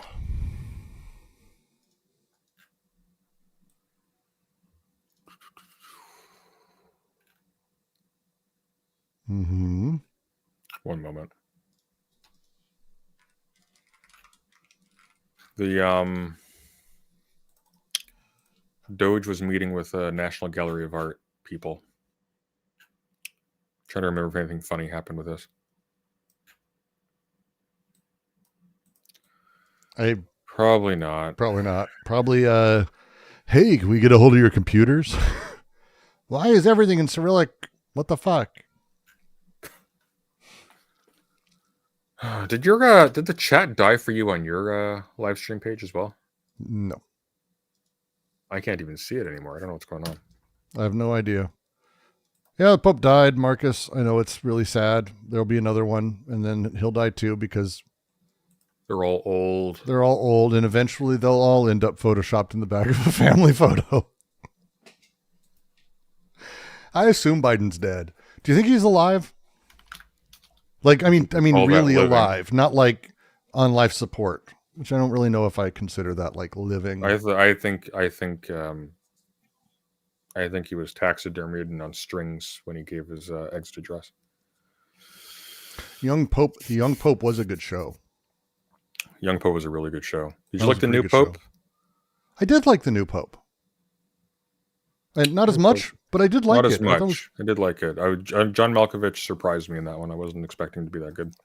John Malkovich, I just kind of like. That's the end of the sentence. That might be a factor there. Oh no, certainly it is. Like again, it'd be like hey, Christopher Walken's in the new Pope. I'll probably enjoy it. Like I'm not gonna like say it's the best thing ever. But I found I know there's a lot of reasons to not be nice to this human, but I found chubby, starstruck Marilyn Manson kind of adorable. Chubby, starstruck Marilyn Manson. Yeah, I can give you that. I mean, he's a huge chode. Yep. No, he sucks. You know, and Michael Jackson was too, but Thriller's Thriller.